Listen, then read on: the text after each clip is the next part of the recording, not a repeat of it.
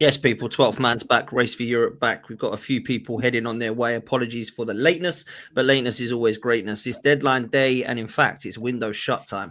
We're here to discuss what's been going on at the weekend's games, but we're also going to try and incorporate some transfers, which of course has been the main talk of today. We've got Charlie on, we've got Errol on, we've got Wolfie in the house, we've got Billy in the house, or is it Marco Bizot, as Unai Emery said? Big up to you, Billy. And we've also got LB, D, and Pete that are all going to jump on as well at some point. Hopefully LB's not avoiding the smoke and he hasn't fallen asleep. You know what he's like sometimes, but big up to everyone that's here. Make sure you do me a favor, hit the like, hit subscribe. Make sure you're following our sponsors for today. OK Jerseys, you will see the logo in the top left. You've got £15 jerseys and you can use the code 12man as well to get 8% off now as well. So make sure you click on the link in the description or a link in the live chat, which will take you straight there. And you can get all of your jerseys, whether they're retro, whether they're first, second, third, away, home, whatever you want to call it. They do international kits as well. So please make sure you go and show them some love. Do they do Mark Guehi Liverpool kit spots? Well, I wanted to start there, brother. I wanted to start there with Mark Guehi because I've got to be honest with you. I mean, Errol looks very happy there. That's a very happy face. But it was quite funny because I was literally kind of caning D, and D's kind of done us over really because it looks like Guehi's staying. I'm going to share the latest from David Ornstein, which was literally reported not too long ago, suggesting that Guehi is staying at Crystal Palace. So there will be no Liverpool move for Mark Guehi. He's set to stay at Palace despite the deal sheet submitted for transfer to Liverpool. 25-year-old did a Liverpool medical and an agreement was reached between the clubs at 35 million. The centre-back was on a 5-year contract, but Palace replacement issues stopped the move. How does that work, people? Errol, let me come to you. What the hell is going on here, brother? I don't know. I genuinely don't know. I've just walked into the studio. Yeah, the main guys are in the building still doing their shows downstairs. I'm like, yo, has it happened? And they're like, has what happened? Where have you been? I was like, have we not got them? He's like, lad, Guehi's off. Like, it's off the table. I was thinking, whoa. Like, how's that even, like, been possible? How's that happened? And look, this is what I don't like about deadline day. When you leave things in hope that people do the right thing on deadline day, someone's fingers are always going to get burnt. And unfortunately, it looks as though obviously like Liverpool's fingers have been burnt a little bit, but it looks like it's Mark Guehi that I feel sorry for because by all accounts, people will say he's been the model professional. He's gone about it the right way. He's not kicked up a fuss. He's not tried to force his way out of the door. He's went under the premise that as long as the money comes in and as long as the fee can be agreed, I've agreed my personal terms to make it easy, more than likely going to pass a medical, I'll become a Liverpool player. So from his perspective, he's probably checked out in the last 24 hours and thought, yep, I've done what I needed to do. I'll be a Liverpool player by Tuesday morning. And all of a sudden now, Palace have just pulled the rug from underneath his feet. Now, is that poor planning and preparation from Palace because they knew this was inevitable? Did they want to plan so poorly just in the case that something would fall through? In which case, it's kind of sly on Guehi, really, because you Errol, just to interrupt you, that is what happened. They're signing for, I think, got hijacked by West Ham. So that's why they pulled the plug. But do you know what's weird, though, right, on this? Palace have known all summer Guehi's probably going to leave. Liverpool have known all summer they need a centre-back. So why are both clubs scrambling on deadline day to do a deal? That's what I don't understand. You know, Guehi probably isn't. He was. I think it's probably because we thought a good relationship there, and it's a formality. It's one of those where player only wants Liverpool. The money is, something we negotiate with the club, but they're not asking for ridiculous money. So by all accounts, once our business has been done and our outgoings have been done, we'll balance the books and then we'll make the move. But for me, this could have been done on Friday. This could have been done last week. This could have been done at any point in the summer to give us that confidence that we're going to get the guy that we need in our defense. Do you think you might go for him in January? You could go in January or just get him on a free next summer. I don't think January you can talk to him on the Bosman. January, So what's the point? free? At the end of the day, it depends where Liverpool are come January. If Liverpool are sitting pretty and we've had no defensive issues and all the rest of it, then we might just look at him as a free in the summer. If Liverpool's title hangs in the balance because our defence has fallen away or fell apart for whatever reason, then I could see the sense in us just going and making a bit of a last-ditch scramble for him again in January. But it's just tight. It's sly on him at the end of the day. You know, people will make comparisons with the way that he's handled things. Fair play to Glasner, we're all right. I know it's Liverpool and it's like shithouse, absolute shithouse.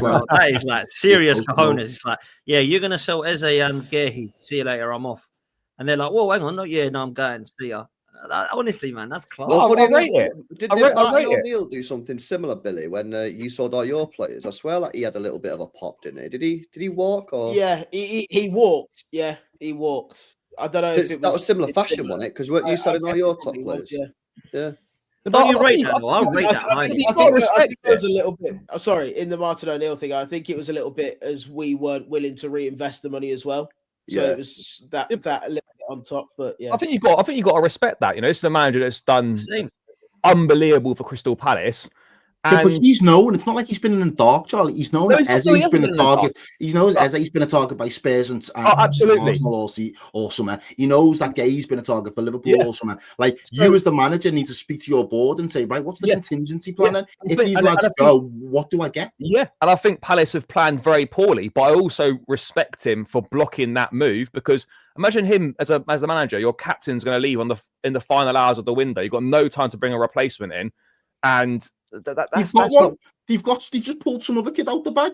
Well, but that's not a replacement though. But I mean, look, I rate him for blocking it, but at the same time, like Palace could have planned for this so much better. You can rate him all you want, but the problem with this is Parish. I've been trying to tell the Palace fans all summer, stop pointing the finger at Marinakis. I won't be surprised if there's some tweets blaming Marinakis on this one. The Parish is the issue because they kicked the ball down the road and they hid behind the Europa and the Conference League thing that was going on. And then all Palace fans expected once that was settled and they were in the conference that they'd start to do their business. Well, where was their business? That got sorted out 2-3 weeks ago. We went and signed like 9 players since that got sorted out. And Parish is just such a tight ass that he hasn't pulled out the strings. And yes, Glasner has blocked it, but Palace fans may be celebrating what Glasner's done, but Glasner won't renew his contract. There's talks about him going to Leverkusen now. Leverkusen are targeting him now that they've sacked Ten Hag. So he might be drawn away now. Yeah, but don't matter, does it? Even if he leaves now, he's still saved that club from getting rid of Guehi. So why would the Palace fans be asked? No, not about Glasner. Glasner's their hero. I'm talking Parish. Parish is the issue. Parish will still be there when Glasner goes. But I don't get what you're trying to say because you're just saying that Glasner might go to Leverkusen. Yeah, I'm saying they could still lose Glasner because of how shit the window's been from Parish. Glasner's more important to them than Guehi. There's no two ways about it. Glasner's turned that club around single-handedly. Come on, man. He lost Eze the other week and then they've smashed Villa 3-0. This guy is a genius. Thanks for reminding me. He's a genius in the managerial kind of world. To lose him would be an absolute disaster for Palace. And if they lose him, I would expect them to be protesting not Marinakis this time, but Parish. I agree. I agree with Wolfie. I think he is ridiculously good, man. I hope Glasner gets an ACL. if anyone was to lose their manager, I think they'd be going 100% for Glasner, man. And I think he's a top manager. I really do. I've got to be honest. I've been very, very impressed. But Errol, you did get Isak. I want to ask you a serious question. Do you still think that you've got strength in depth that's good enough defensively? Because you have looked shaky. And do you still feel that it won't matter anyway because your firepower up top now is just ridiculously good? Well, we're still in the same position from the last time you asked me that question. The defense hasn't changed. Okay, tell lie. We got Leone. We got Leone. He's 18, built like Superman for all intents and purposes. Like the kid's a little bit of an Adonis, bless him. But I think there's a long way to go before we can say that he's going to be a Canate replacement, or you can come in and step in and replace the minutes that Jarell Quansah had for us last season. He's an unknown quantity for me. You know, he's meant to be thought highly of in Italy, but again, I don't really think that much of Italian players that come and play in the Premier League, as you probably already know. In terms of will we have enough in terms of firepower now?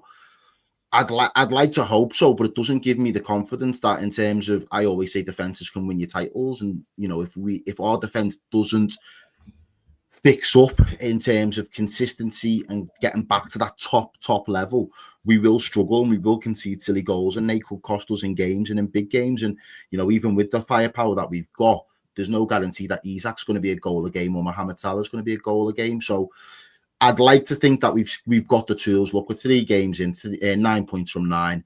I think we're in a good shape, all things considered. But at this particular moment in time, I still would have been hoping that by the end of the day that we'd have had that defender through the door, and that I don't want that to be the one piece of the puzzle that really comes back to bite us in the arse. And I think our defenders will do what they need to do to make sure that the levels remain as high as possible. The thing that we can't account for is potential injuries. If an injury comes in now by the fact that we don't have that extra body, that could hamper our ability to defend the title or go deep into a Champions League or into the domestic cups. But outside of injuries, I'm hoping that the lads will hold up and, you know, come good. Did Gomez go AC Milan in the end, Daryl? No, it was still deal off. Oh, it didn't happen. I mean, they've kept the same. Like I'm not saying Liverpool can't defend, because that's just not true. They absolutely can defend, but I think that they were looking towards that kind of centre back. I know Konate's out at the moment. I think people were looking at that saying, you know, he's coming in, that'll be fine. That obviously hasn't happened. You've obviously got Leone, I know nothing about, but it's obviously highly rated and a young kid. Before I come to Errol about a quick thoughts on Liverpool-Arsenal, does anyone see Liverpool not winning the league? No. No. Not only that, I'll go one step further. Yeah. These signings allow Liverpool to compete on multiple fronts. I actually remember a show that we did in January. Where can I get an apology? Can I get an apology for that? Because I was about to bring that up myself, bro. So whenever you're ready to apologize. We were right. You were wrong. What? Back in January. Go on. I'll let you land. Go on. Back in January, end of the transfer window, we did a show. Got heated. I remember it still, because I said that was a poor transfer window in January because Liverpool had the ability to go and kick on and win multiple trophies. You sat there on this show and said, no, it's all fine. I said, okay, we ended up getting knocked out of the comps and winning the Premier League. What this transfer window does, this allows Liverpool to fight on multiple fronts for the 2 majors and the domestics as well. This is how top clubs operate. Liverpool should have done this back in January, not to the same extent, of course, but they should have beefed up the squad. And I see now no reason as to why Liverpool can't go and fight on multiple fronts. I would say 1st of January, if I was a Liverpool fan, I'd be begging the club to go out and sign a right back. Sorry, not right back, a centre half, just to beef it up a little bit. Don't have to be amazing, just the numbers wise. But top signings, man. And then you can compete on full fronts now. It's been an unbelievable window. It's facts. And I actually was being serious with Errol in the chat earlier when I say that I expect Liverpool to win more than just the Premier League this season, because I think their signings a gold Premier League. I was going to ask that, Charlie. You know, I was going to ask that. They might do a goal. They apparently they don't want it, but no one wants a gold one. Apparently, it don't mean nothing. It's a crap thing. It was overrated. Is yours gold? I'm actually serious. I think Liverpool should be looking to win as much as possible. I know they say that every time, but I actually genuinely believe they have got the squad that could go and win a Champions League and a Premier League. And I actually think if there's any team in Europe right now that could do a treble, that obviously PSG have just done, I think Liverpool have got a great chance of doing that. I don't see where they're incredibly weak. I don't look at them and go, oh, I ain't doing that. I don't rate him. Or he's rubbish. Christ, that got to do with that. The only thing I would say is maybe there's a couple of positions where they've got a couple of youngsters. Obviously, Leone being one. The young kid Rio, to be fair, looks good.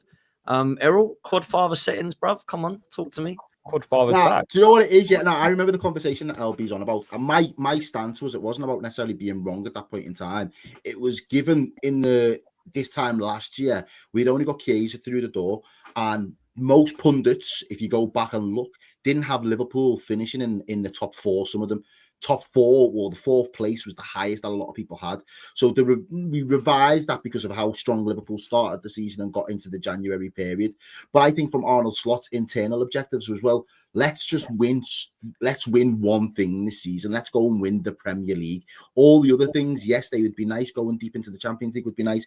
Getting to a final, you know, if we win it, then great. We can only prepare as much as we can on that day, and anybody can win a final. But we was never set up last season, internally, externally, to go on and compete across multiple fronts. It just No, wasn't. you didn't buy anyone in What do you rate your January. window then now? No. What do you rate your window then now? If you went out and bought someone in January, you might have done. Yeah. But that wasn't the game plan, no, bro. It wasn't the Why objective. not? Why But wasn't the game plan should change. The game But plan should adapt, just like it should have adapted for Arsenal 3 years ago when it was 8 points clear in the title race in January. The game plan should have adapted. They went out and bought Jorginho and Trossard. Okay, but respectfully, it was Slot's first season, and he had his own objectives to not just to be part of making up the numbers. He wanted to win something. So the fact that he felt that there was a realistic chance that we was going to get a major last season, that was his priority. And for most managers in world football, to win a trophy is the priority, even at the top level clubs. Real Madrid don't win the La Liga and then, the Champions League year in, year out. They will quite happily sacrifice one for the other, and the manager will set out the objective and stick to it. No, Errol, you're missing the point. You're missing the point, bro. Because by January, especially towards the end of January, the league was done. So you were in a unique position where you could have. Not necessarily. It was realistically, not mathematically. But we still had that period where we dropped points to Villa and we dropped points to Everton. We had to get back on the horse and then go and beat Newcastle. That was at the start, because then we drew with Arsenal in that period. Let me finish though. This is the back end of January. Had we just said, right, the league will be a formality and it'll take care of itself, and we'll put all of our eggs into the FA Cup, the Carabao Cup final, and the Champions League, and somebody would have got injured, a Van Dijk or a Salah, it would have had a knock-on impact and then probably given a little bit of momentum to the teams wanting to close the gap on Liverpool. So it's better to have a bird in the hand, as my mum would say, is better than two in the bush. So the fact that we had the Premier League within our grasp, it was the prerogative for this team currently to get it over the line. But that's not the point. But thereafter, I'm telling you from a Liverpool fan's perspective, bro. I'm telling you that this is how it was deemed and seen acceptable in the club last season. Thereafter, the priority was making sure that we keep two of the three that were on their last year of contracts, Van Dijk, Salah being the priorities, and we put in front of them the plans and the projections of who we want to come in the summer. And that, because for them, there's 2 years on their contracts and their extensions. That means they need to win now.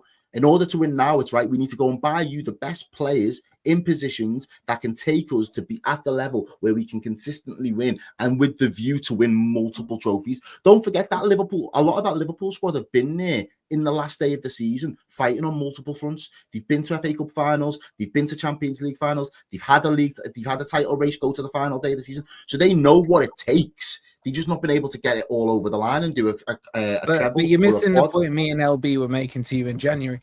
The point is, you were in a somewhat unique position where whether or not you want to say that the league was done or not, you were going to be more comfortable than, say, the races you've had over the years with Man City. So if you had strengthened in January, I think you could have put a better charge on the Champions League. And that would have been in a unique position where the league is wrapped up. Almost, and it's unheard of to have it wrapped up that early. And you can focus, you can prioritize Champions League, but you don't have to. That doesn't mean you forget about the league, but you can put your focus on the Champions League. And I've just said to you, had that been the case, and we would have picked up big injuries to our key players, would you not imagine that could have had a knock-on effect to our ability to field the strongest team week in, week out in the Premier League? And then that gives the momentum. A player can get injured walking up there. We've got to admire Wolfie's deflecting tactics there, haven't we? It's very, very good. This has gone from bigging up, as LB said in the private chat, this has gone from bigging up like an unreal transfer window to Errol having to try and defend himself for something that happened last season. Yeah. No, Errol the whole reason I brought apologies. it up, I didn't actually bring it up to get into a discussion about it. The whole point was Liverpool should have done this in January. They didn't. They've now done it now, and that now allows them to compete on all. But this was always the plan, though, LB, and that's why I agree with you. It was always, and that's why I thought back and said to you in January, come back to me in the summer, and if we don't do the business but keep hold of one of the two or two out of the three, and we haven't then complemented the squad to give them the players they need to be continual winners, then we've had a problem because we've missed two big opportunities to strengthen. But the plan was always the summer we go hell for leather, go get all the players, go get the replacements fullback wise, go and get the new attackers in that slot ones to work with, and then we go again, hopefully as league champions defending a title. And that's the situation that we're in right now. Let me ask you this quickly before I move. Let me ask you this Go quickly. on. Right? what do you rate your window and what you win in this season? Boy, it's a hard one. It was very close to being a 10 out of 10. I won't lie. At half 6, I thought Mark Guehi coming through the door would have just put the icing on the cake. It would have been 2 new fullbacks. How is it not a fucking 10 out of 10, mate? Get out of here. Because we haven't got the defender that everyone's saying that we want. And mate, you signed 2 fullbacks, fucking Verts, Ekatike, Isak. Transfer record twice. Get out of it. It's not a 10 out of 10.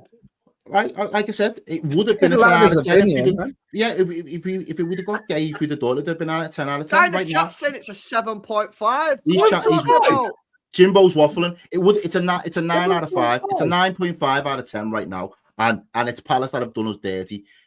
However, like I say, in terms of what we win, in terms of what we win this season, don't say the Q word. Look. You're going T or Q, man. T or Q. No. In all fairness, I can imagine that we do a double this year. Yeah, a double is a very realistic objective. Are you doing the proper double? Big ears and the league. Ooh. Technically, league and the FA Cup is a double. The double, yeah. Yeah, but the big double. I'm talking the big boys. I think the big ears is there for winning for Liverpool, man. Definitely this year. We'll go for it. We'll go for it. The one thing that I'm skeptical about in terms of saying the Champions League and going all out is because I still don't know whether Slot's got that in his locker yet. And again, it's too early to say. He did really well in the league last year, but to just turn around and say that that's going to translate straight into the Champions League, it's a diff. And that's a big ask, and that's a big leap. I haven't seen enough. We did well in the group stages, but then we went out quite poorly against PSG. We looked a little bit toothless over the 2 legs. So I want to see more. But if he shows positive signs come the knockout stages and we dismantle a Bayern Munich or a Real Madrid or a PSG in the last 16 or whatever round we go into, then I will feel more confident that this year he's probably who plays when Salah's out? Who plays when Salah's out? Right wing. If Frimpong's fit, it could be Frimpong. If Szoboszlai's fit, it could be Szoboszlai. If I don't know if Hugo Ekatike fancies doing a little stint over there, if needed, or Chiesa, we've got options, man. We are fortunate up top. We've got options, and I think we've got a few different ways to play. I think you've got everything. I can't lie. I know. Is Verts going 007? Just out of interest.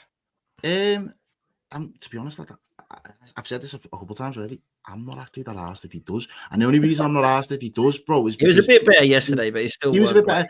But I think from my perspective, I don't know about other Liverpool fans. I've always said, even though we spent the dough and spent the bread on Vert, I believe him to be a bit of a luxury player. He reminds me of us going out and getting Thiago, but pre the injuries and Thiago not being fit enough to keep up with the demands of the Premier League. I think in terms of quality, he's the best quality signing that I've ever seen us go and purchase. But I think the squad would still function with or without him. If he comes in now, he seems like he could be the luxury, and hopefully it works out this time that as a luxury player, he actually improves us and we actually go on to smash it. That's what I'm hoping anyway. Let me ask, because we push for time with Charlie tonight. I know, but I haven't even fucking started smoking you for yesterday's performance. Why these man gang pressing me all over? You've gone on monologues. We haven't forced you into the monologues, bro. No. I want to bring these 3 at the bottom in. Trust me, because obviously everyone wants to see. Get them in. Right, let me just. No. Let me just concentrate quickly on Arsenal and Chelsea very, very quickly, because I don't think there's much to discuss really. Everyone knows Arteta's a bum, and I think yesterday he proved that he was a bum. We'll come on to Chelsea in a sec, but I've said enough on this channel about Arteta. Does anyone want to come in on Liverpool Arsenal yesterday? Yeah, Arteta's a bitch, bro. I'll be real with you right now. Yeah, every time this guy plays a big game, away from home, he don't try and win the game. He's done it 2 times now at the Etihad. Yeah, he does it at Anfield. Yeah, it's a disgrace, mate. This is the situation when people talk about the mentality. Yeah, you don't have the mentality to go tough places and go and win. You try and shit out a draw, man.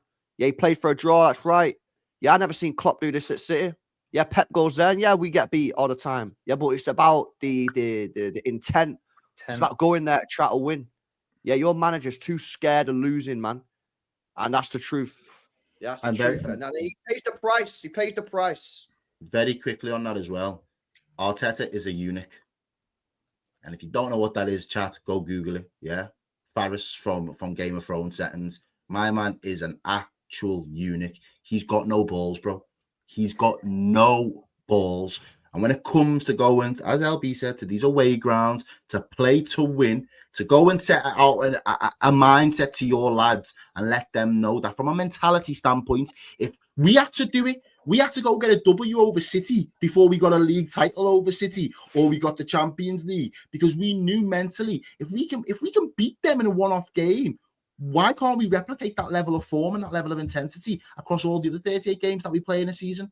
Arteta is a eunuch, my friend. He's got no balls, and as far as I'm concerned, he got exactly what he deserved yesterday in the way that he set up and approached that game. And nobody can be surprised by that. Even Arsenal fans have got to accept that is the type of manager that you've got. You've got a coward of a manager that has no balls and no conviction and doesn't believe that he's got the quality to go and do what is required. And here's another rat in the chat. You know what, Errol? I think you were there for the taking. I don't think you were that brilliant yesterday, and I think a more attacking manager could have got something out of it. The only thing I question on that, Wolfie, is would there have been both games there was control the gaps. That's it. If they would have been more attacking, does that then play into Liverpool's hands? So Liverpool it would have been a completely different outlook. But I agree, if Arsenal would have been ruthless and just put us to the sword and gone 2-0 up, I don't know if we would have reacted as champions. That I think we might have said, right, we need to try and get something out of this game, and we play for the draw for 50, 60 odd minutes. Yeah, if you're an Arsenal fan, you got to be looking at that. Like, there's a way to lose. If Arsenal had gone to Liverpool, took the game to them, showed them that we're here to challenge for the title, and then lost, that's different to going there because Arteta is scared to lose and still loses anyway, trying to play out for a draw, thinking, let's get the draw here and let's hope Liverpool get stuck against some low block teams and get a few draws themselves. Do the business yourself. Make a statement. I was doing this with Hooks the other day. I said, go and make a statement. Like, show that you want to win the league. Show that you are one of the contenders. No, that's not what they want to do, though, Wolfie. They did it 2 years ago at Argaff, yeah? If they would have come to Argaff and won, yeah, the league would have been over, bro. They would have been about 6 points ahead of us. Yeah, we were playing shit. We were vulnerable, right? And they come here, they got a 0-0. His mates all celebrated the 0-0, on the watch long. Yeah, and then what happened? I never celebrated it. I never celebrated it. No, I seen you on the couch, bro. You're guilty by association. You're guilty by association. Me and Turkish. I didn't start cheering, man. Don't have me in that. Don't have me in that. We see you on there. But then what they do is then they lose against Villa, and then they go, well, actually, it wasn't a draw at City, or it wasn't that. It was because we lost against Villa, and it's like, yeah, but you think that you're just going to go invincible and win all these games. Like, you are going to have slip-ups. You are going to lose against teams like fucking Liverpool last year lost at home to Forest, didn't they? Like, you are going to slip up against teams. That's why in the big games, the 6-pointers, you got to go put it on them, man. So I don't know, man. I just think for me, he's got the best defense in the league. Yeah, arguably the best defense in Europe. Yeah, he doesn't trust his defense because he goes to Anfield and places like that, and then just protects the defense like mad. It's like, hang on a minute. If your defense is so good, open up a little bit, go and attack them, and then see what your defense is like when they're a little bit exposed. Why is Martinelli playing? Like, seriously, that project is over. You know he doesn't trust his defense when one of his main defenders goes down in the warm-up injured and he still rolls him out to play. You just bought defenders, bro. How's my man bringing 4 centre-halves? Another defender today, by the way. Incapai is coming now. Premier League is ours, mate. The Premier League is ours. Bro, you had 4 centre-halves starving and 3 DMs. Like, realistically, like, it's just... It is a disgrace, man. I want to move because there's a lot to discuss. I want to move, but it was a disgrace. I don't think he's good enough. I've made it quite clear that I don't think he's good enough. And I'm going to stand by that until I see evidence that suggests otherwise. He's got his striker now. His attack looks as bad as it did last time because he doesn't use it or utilize it well. He left Eze on the bench. He left Waneri on the bench. He left Ethan on the bench. He left Edouard on the bench. All of our creativity was on the bench, man. Putting Marino, it to me was nothing short of horrific, to be fair. But look, man, I want to move because there's a lot to discuss and there's other people to discuss. And I thought we'll come. I just want it on the record, though, Potts. You're getting off weight. You're getting off way too easy. Yeah. I hear what you're trying to do. I hear what you're trying to do. Yeah, but to be fair, it's more important these 3 get done. What am I getting away with? What am I getting away with? And I agree. We lost 1-0 when we were crap, and Arteta I've never rated him. What am I getting away with? Yeah, okay, Errol. I see you. I see you. Wolfie, I've got a present for you. Oh, wonderful. Excellent. What's a polar bear doing in what's that mean? In California. He thought he could hide. He thought he could ignore my phone calls, right? On the stream. Oh. He thought he could escape me. But you can't escape Wolfie. You can't escape Billy. And even D, you can't escape. We've got a little bit of smoke for you. Shut up, man. You can't talk to me. No, don't shut me up. Don't shut me up. You to talk to me. You just got out of relegation zone this week. Are you talking to me? Who are you? We'll be you on the 21 side. You won one game. Wait, what are you doing on this show anyway? It's come to cook you, But, mate. we're in the race to Europe now. Really? We're back, baby. We're back. We are back. Sam, clip it. Clip it. Sam, calma. Relax, mate, relax. Yeah, look, I mean, how many points are we off Europe anyway? Let's look at this. Are we doing? Is that what it is now? Yeah. Villa are 8 points off the title. Yeah, we're only 3 points off Three, 4 Europe. points off the top of the league. So yeah. Technically, we're in the race. Like, Are you finishing fifth again this year? Are you finishing fifth again? No, don't allow this guy to come in. Lawless, let's get him, mate. Right, yeah, listen. You've got 5 minutes. Your timer starts now. Wolfie, listen, mate, you've had a lot to say this summer. I pointed out your insufficiencies in the pre-season. You had a lot to say about Callum Wilson. I looked at all these messages. Yeah, Callum Wilson, look at your son, Callum Wilson, and trolling us. And what happened? Callum Wilson dunked on your club, mate. He completely dunked on you. You got taught a lesson, mate. You got taught an absolute lesson. All this talk about my team is so far ahead of West Ham. Enjoy your relegation battle. Enjoy, and that's what all these fans were saying, relegation battle, mate. How did you get on? How did you get on? We slapped you 3-0 at the City grounds. Mate. Well, firstly, you were the one who's been talking about a relegation battle about your club, bro. So don't try it and spin a narrative here. I can say that it's my club. I can say that about my you club. you can. So if I'm agreeing with your point, am I right or wrong? No, because you're not agreeing. Yeah, you're trying to. If you're saying you're in a relegation battle, and I'm saying you're in a relegation battle, either I'm in agreement with you or not. Here's the difference. Right? I've pointed out our midfield. If our midfield stays the same, we're going down, right? If we and the midfield change, if Fernandez bossed it, mate. Paqueta, he fucking took the piss out of Villa, mate. What's that? Aston Villa? Who? Get the fuck out of here, mate. I ain't going there, mate. This is the real claret and blue. Like, it's like two fans, right, that talked the most, dunked on in one game. It was a thing of beauty, mate. But 3-0, clean sheet. Morgan Gibbs-White, nothing, mate. He didn't have a sniff, mate. Are you saying like I've praised him? Are you gonna do that? Well, listen. You're gonna spin that narrative. I'll tell you what. I got hold smoke on Callum Wilson.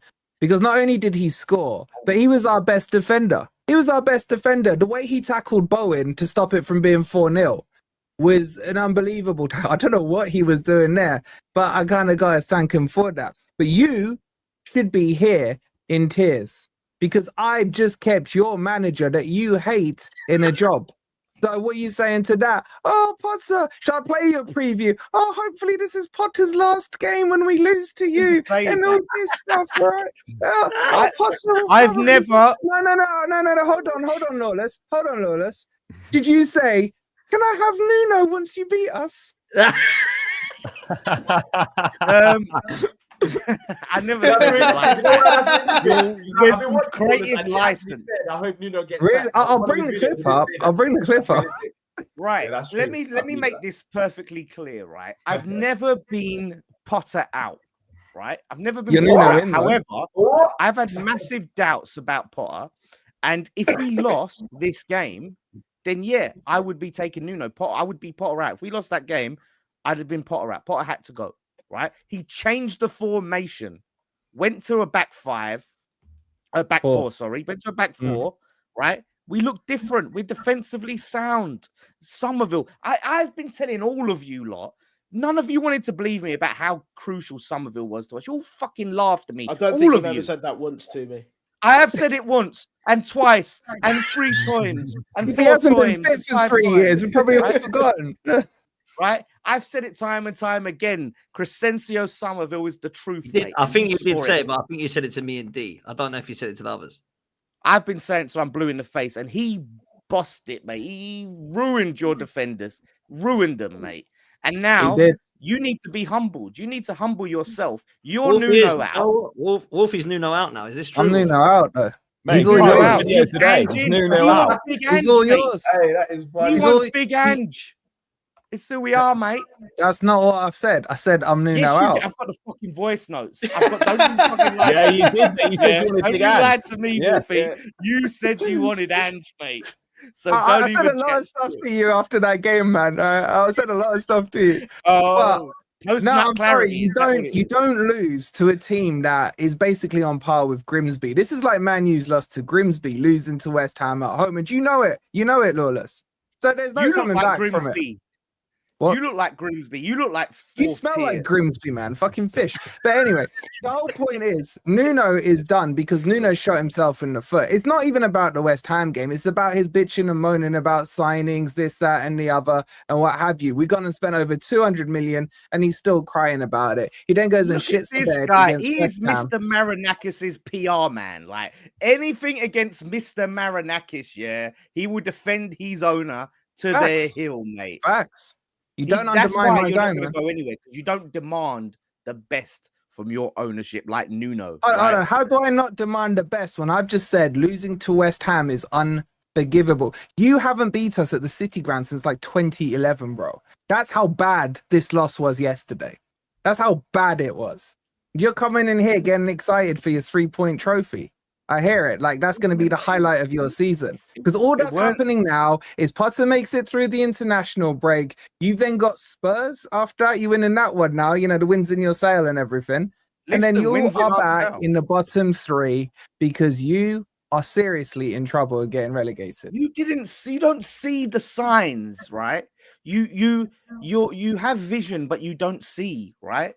You don't see what we was. I can hold the mirror up to you right now, bro. Like with all this talk, seriously. Listen, I'm being deadly serious, right? When you see us, right, with Somerville, with Fernandez, we've got Magassa to come in. We had played flipping James Ward-Prowse. He's a good player. Magassa's out of you, mate. Yeah, he's coming in. That's not even our final form. Do you understand? Like Diouf was very good. Diouf was very good. I told you all about Diouf. I told you all, right? You didn't, but that's not our best team on the pitch. By the way, Carl Walker-Peters fucking pocketed Hudson-Odoi, mate. He's still in Hudson-Odoi shit. There wasn't a good player on all the your players team. are shit. All I ever hear you talk about is how shit all your players are, but you have all the chest to come on here and other shows and talk down to other clubs, and you just that's what you do. That's literally what you do. Like, what are you talking about? I don't sit there and go, Paqueta's shit. Bowen shit, he's shit. You just tell us how all your players are shit, but you have the most chest out of anyone. Tell me one player yesterday that didn't play shit. Tell me one player that, apart from our keeper, tell me one player that didn't play shit. But you're saying they are shit. The only person you think is shit is Mr. Marinakis. Why don't you put Mr. Marinakis up front? Why don't you stick him in goal? I'd stick him in goal if I was going to stick him on the pitch, to be honest, bro. You know what I mean? Like, why? Let's see your chest, let's see your chest. Is your team going to finish higher than mine? Is your team finishing higher than mine? Two clouds fight with each other. Because they literally keep doing the same thing. They're literally built from the same cloth. They're both deluded. And they both go about. You can't talk when West Ham have just hijacked you, bro. What are you talking about? This is what it feels like right now. This is what it feels like right now. Anyways, you lot can continue arguing. This is fun. Oh yeah, now you want to go quiet because West Ham hijacked you. That suddenly it goes on mute as well. He's gone on mute as well. Lawless, thank you so much. Hijacked him to keep Guehi. He's won. No. He was tweeting Parish out when that got hijacked, man. He was but then I explain my point when you clowns are done because both your clubs are money. Anyways. No, but I don't want to hear that. It doesn't matter that you didn't want Igor. It don't fucking matter. Don't get involved with me, buddy. You're talking to him. Don't come at me. No, because you want to sit here and go, I heard you hijacked us. The point is, you know what all this feels like? You know when you bring an academy player off the bench and it's his debut and he's just getting into tackles, enjoying himself. Like, he's back. Like he's enjoying himself at the big stage, a race for Europe. I know you missed it, but just chill out. You're gonna get yellow card, red card. Just chill out, enjoy yourself. Don't attack everyone. Listen, I'm attacking Why have everyone. Lawless, just quickly, why have you got smoke for Billy and D? All right, so D, I'll quickly, right? If D won't want to interrupt me, so D, I've got smoke for him because the centre back that they wanted, don't matter how D felt about it. Crystal Palace wanted Igor. They trying to sign Igor. They was close to signing Igor, right? I don't want him, but we got him over them. So that's a player that said, "Fuck off, Palace. There's a better club that wants me. I'm coming to you." Palace in the mud. If you think I'm upset over Igor choosing West Ham over Palace, it don't matter if you're upset. Don't know me. But I'm very happy that you're happy that you can get one over me. But it doesn't matter, D, whether you're upset. It's the point is it shows your belief in the food chain. You are. Just quickly, you do realize how silly you are. I can just end this debate alone. Igor, let me just clarify this. Igor didn't want Palace, right? Yeah, he didn't want Palace. He wanted West Ham over. So he didn't want Palace, but he came to Palace to do a medical. Okay, anyways. Yes, but then West Ham came and it was a different kind of knock. It's a different knock, mate. At the moment we wanted him, West Ham were interested. At the moment we wanted him, West Ham were interested. Hello, is that Igor? This is West Ham here. West Ham, fuck this club. I'm coming, mate. Can I just ask, who is this bum you're fighting over? Brighton's 5th choice centre back. Yes, I'm happy we didn't. I'm so happy that you are happy. Like, who is this guy you're fighting over? Who is this bum? I'm so happy. It's Igor from. But it doesn't matter. Where's he from? Where's he from? Brighton. He's the 4th choice centre back at Brighton. That's who he is. Is he now? But what I'm saying is, I'm not happy we signed him. But it's what it represents, right? It's a player. The knock was different, bro. The knock is different, though. Should we speak why I didn't sign? From Brighton's bench to West Ham, man. We're upgraded, man. Lord, should we speak about why he didn't sign? Because he's not going to get any game time at Palace. Shut up, man. Shut up. He's not going to get any game time here. He's got more chance of game time at Palace than West Ham. So just I'm not going to reply to that. You're not going to reply to that. I'm not going to reply to that. Let me go to Billy. You're going too far. Get Billy. Get him. That No, hold on. Palace's defense that's kept 10 clean sheets in the last 18 games. He has more chance for playing for Palace when you've conceded 11 goals in your last 3 games. Ask him what he thinks of Kilman. How many goals did we concede in the back? Ask him what he thinks of Kilman. You just enjoy it. We got rid of that rat Edouard, yeah, who obviously was the weak link, right? We got rid of that rat and we switched to a back 4 and we got a clean sheet. So you can hold that.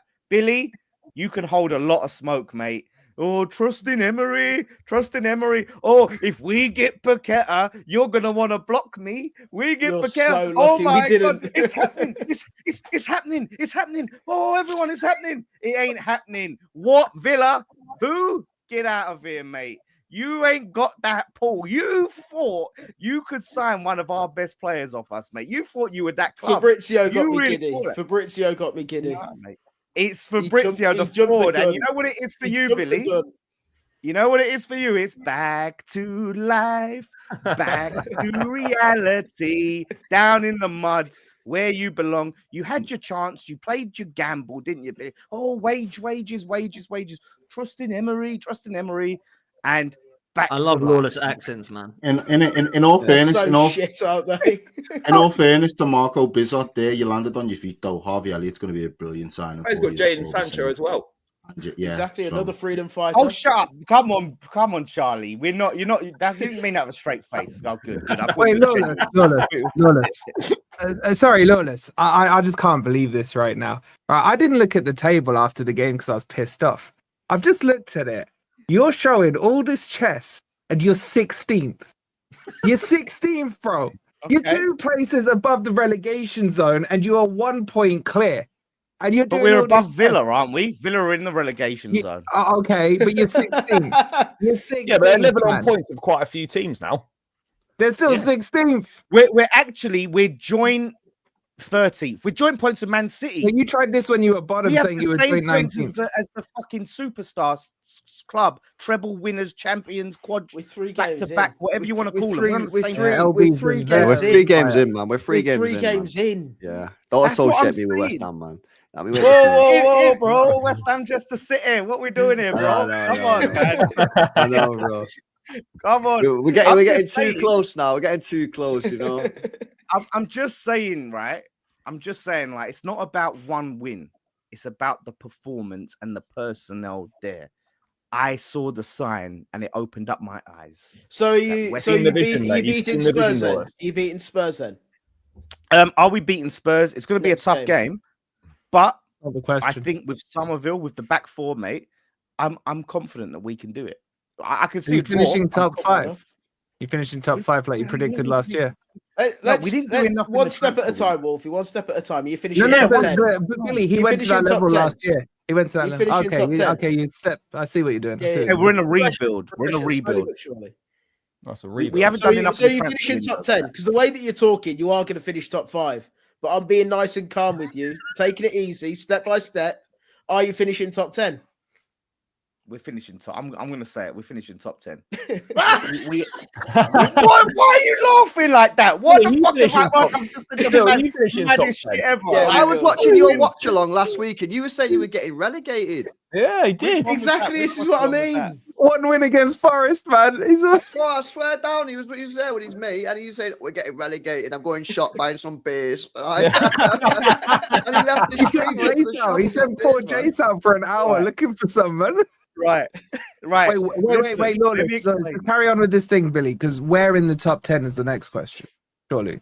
Go on then. Where are the top 10, Lawless? You answer that. Why have I got to give specifics? I could say you did last year. You said top 5. Where's the chat? Right. We've got no Europe, no Carabao, right? 1 game a week to focus on. All right. Are you out the Carabao? Wait, Lawless, you're out the Carabao. Yeah, we're at the Carabao. Yes, we're at the Carabao. You're at the Carabao before the school holidays have even finished, bro. Well, we got a Premier League. I don't think. Has anyone here kicked a ball in the Carabao yet? We can't all get Grimsby. No. Oh, sorry, they went out, didn't they? To Grimsby, but we got Prem team, mate.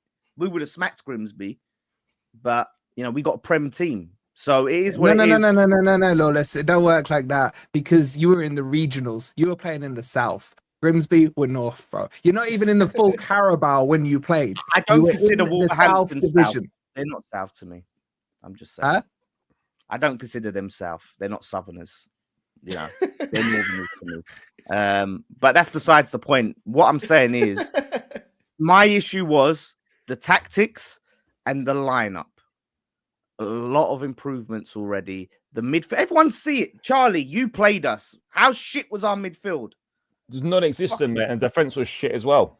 Yeah, exactly. We fucked off 1 centre back and sent him to France, right? And we've got in a competent midfielder, and already we're miles better. If we went into Forest with the team that played against Chelsea and Wolves and they win. We get smashed. Yeah, we change it up, and we change the system. Amorim, you can learn from Potter. We changed, adapted, and we fucked them up.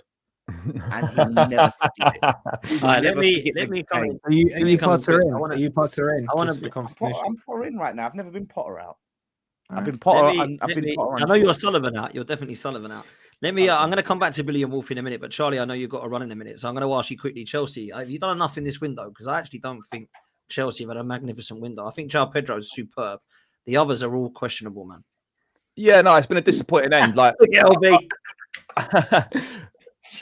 LB's escaping. I'll have to watch the cooking back. But look, the pre-club World Cup window was good, like what we did. But ever since after the Club World Cup, it's been a major disappointment. It has. There's no doubt about it. I think we've left ourselves short in a striker position again. We haven't got a top goalkeeper. Yes, there's more options to rotate between in the attack, but are the options better? Jackson and Nkunku have gone, and we've essentially replaced those 2 players. I know it's not exactly like for like, but we've replaced those players with Buonanotte on loan from Brighton, which is a really strange deal. I don't understand that at all. And you've brought in Mark Guehi back from Sunderland, where he played 3 games. He played 13 minutes in 3 games, and that's the solution to the Latvian out. He's all right. Don likes Mark Guehi, mate. Look, yeah, I don't agree with any of that, but ultimately, yeah, mate, I think we're light up top. I like some of the work we've done, but once again, we're finishing another window where we are short and we're deficient in key areas. We should have got another centre back. We should have got a goalkeeper, and now we're a bit short in a centre forward position. I don't know how long Delap's going to be out for. I mean, Maresca fought 6 to 8 weeks after the game, but then there was something yesterday saying he's got to have another scan, and he might be out for even longer. So yeah, it's not ideal. I mean, overall, I think the squad's improved and we made some good additions, but ultimately, mate, I just feel like we could have done. We could have done a bit more, and we should have done a bit more. But again, it's our own fault, but we're hamstrung by them UEFA restrictions that Billy knows all too well about. Yeah, we should have planned better. By 2 billion signings, bro. You spent money on some players that you did not. One sec, Wolfie. I agree. Do you like Zinchenko, Wolfie? You fancy Zinchenko? Zinchenko. Oh, wankers. Mr. Marinakis in the clutch, coming in. Yeah, Zinchenko, yeah. What are you talking about, Lawless? You can even get Zinchenko's son into your fucking. I wouldn't even want Zinchenko's son, his dad, his mum, his gran. I don't want any of these Zinchenko's and you're getting him. Bert has had a little chat. Bert has had a little chat with Edu, hasn't he? Forest working to sign Zinchenko before the window shuts. Forest agree loan deal with Arsenal on personal terms in place. Deal sheet submitted after the Galatasaray move collapsed. Is it permanent? I don't know, just loan deal. So I imagine it's a loan. I guess it'll be an option. I don't know, man. I don't know. What a shit sign. Fuck's sake. That's mental. Errol, I know you got to shoot, brother. Errol, you're a legend. Thank you so much for coming on, my guy. Bro. Blessings, boys. I'll catch you next week. Yeah, big up, bro. Look, Charlie, I know you've got to go as well, but I always wanted to let LB quickly have a chat on Chelsea because it does make me laugh. You know, by the way, LB's team, since just quickly before he goes, this guy obviously giving me shit, right? And then since then, his team have gone from the titles between City and Liverpool. Now City are out the title race, and his team since then have been mudded back to back by Spurs and Brighton, and Newcastle as well. The title contenders have got 2 points from 9. Well, just listen. Listen. The conversation is about Chelsea and not about City. That's talk about City. And I think that if I was a Chelsea fan, I'd be very disappointed with the transfer window. You failed to buy any real big hitters. Yeah, you're still getting young players, not enough experience. Your goalkeeper's still Robert Sanchez. Your centre-back partnerships are weak. And I think that you guys should be frustrated. You know, you have a good team that just needed some real sprinkling of quality players, and you've not done it. So yet again, it'll be another season where nothing's going on. And this is what I'm saying. Chelsea fans give Arsenal fans shit for the whole phase 2, phase 3 thing. Yet they're in the phase 3, phase 2 thing themselves, and they don't even realise it. We won 2 trophies last year. Listen, I hear that, and congratulations. But we're talking about Chelsea here, yeah, and Conference League ain't really what we're talking about. I'm talking about Chelsea winning the major honours, man. Yeah.